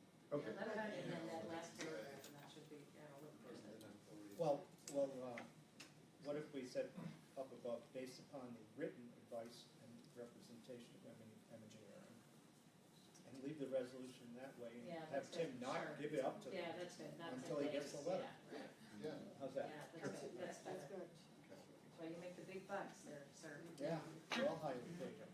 Okay. So, So Dan, can you just read that second paragraph there? Whereas the Yeah. board determined, based upon the written advice and representation of whatever this company Yes. is, that the, Proposed project. yeah, Okay.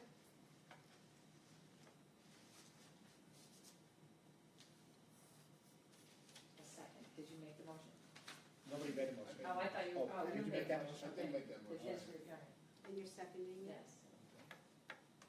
Karen seconds, all in favor? Aye. Opposed? Okay, that's unanimous. Okay, folks, we've got let's do the minutes of the last meeting. Okay. Make a motion to accept the minutes as presented. For April, April 17th meeting. Okay, is there a second? Is that Carol? Yeah. Okay, all in favor? Aye. Opposed? Everybody was here, right? Okay. Well, we still have to do old business. Paul Mays project? The main thing there is, we need to decide on the composition of a committee. Part of the process with Paul Mays is that a committee is put together of ideally 6 people, that oversees the whole process of,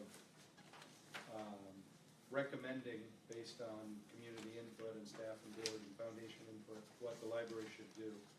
And ideally, to him, that committee is 6 people, and it's comprised of a board member, a foundation member, Margaret and myself, and 2 staff members. And I was discussing that, I want to say, with you, Dan. Yes. And there's no problem adding a 7th person. Dan thought that it would be good to have 2 board members serve on it. Other than that, which I'm certainly not opposed to, I have no notions about who should serve, with the possible exception that since Peter is chair of buildings and grounds, that it might be a natural role for him. But I guess I would like to know which 2, I guess, board members might volunteer to do that. And also whether anyone has any ideas on which staff members we should ask. My comment was, sounds like an ad hoc committee, we really need to under the bylaws, 2 trustees. Right, and that's, I remember you saying that on the phone, and I don't think it's a board committee. I mean, the library can establish committees outside of the board structure, right? I don't know. Maybe it can, and maybe it's safest If you- to yeah, just if you make it a think board committee. 2 trustees is fine, right? Yeah, why put it? Agonize over it, yeah. So, So do we have, Peter's not here to this, and I don't honestly know if he's said yes, but I think it's a reasonable, I just assumed he had. yeah. So we would Just need like one, ask for volunteers. yeah, we need Is, one, is We can go Peter out to the board. able to do the time commitment that entails? I mean, I think he's great, Yeah, and, that but I is a guess, concern. yeah. Yeah. What's that? Volunteer. No, I'm not volunteering, if anything, I was gonna volunteer you. But I figured it's actually for you. Yeah, I know, it's smart.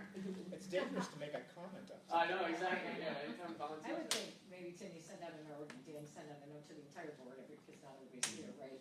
Who would be interested in volunteer, and then if you have 4 people, then you can decide. Okay. But I mean, I think people would, like Peter or anybody else would say, I can, I can't, based on. The involvement Do we know the is, Anything else going on? I think it's just 3 meetings based on his timetable that he put together. It's either 2 or 3, okay. It's good, You're volunteering? good choice. There you go, 32 board members. Here, should we make sure Peter can do it? Well, if he can, we'll do a quick email. Yeah. Perfect. Okay, so I'll check with Peter. Okay. And Chris, thank you. That's And it, no email. who is missing? I haven't really been thinking I about don't it. know. I was just Peter saying and Barbara. Okay. That was it? That's it. All right, listen, the executive session is chock full of goodies tonight. Can we take a quick 5-minute break? Oh, no. We'll get locked down. I'll, Are you in executive session now? Yeah, can we make a motion, somebody to adjourn? I'll exec- move. Executive session. Okay, so that was Judy and Jason. All in favor? Aye. Okay. we're gonna keep Carol. And don't forget to vote on the library budget Tuesday, May 16th, between 7 a.m. and 9 p.m. at your local elementary school. Good night. I didn't wanna break it out.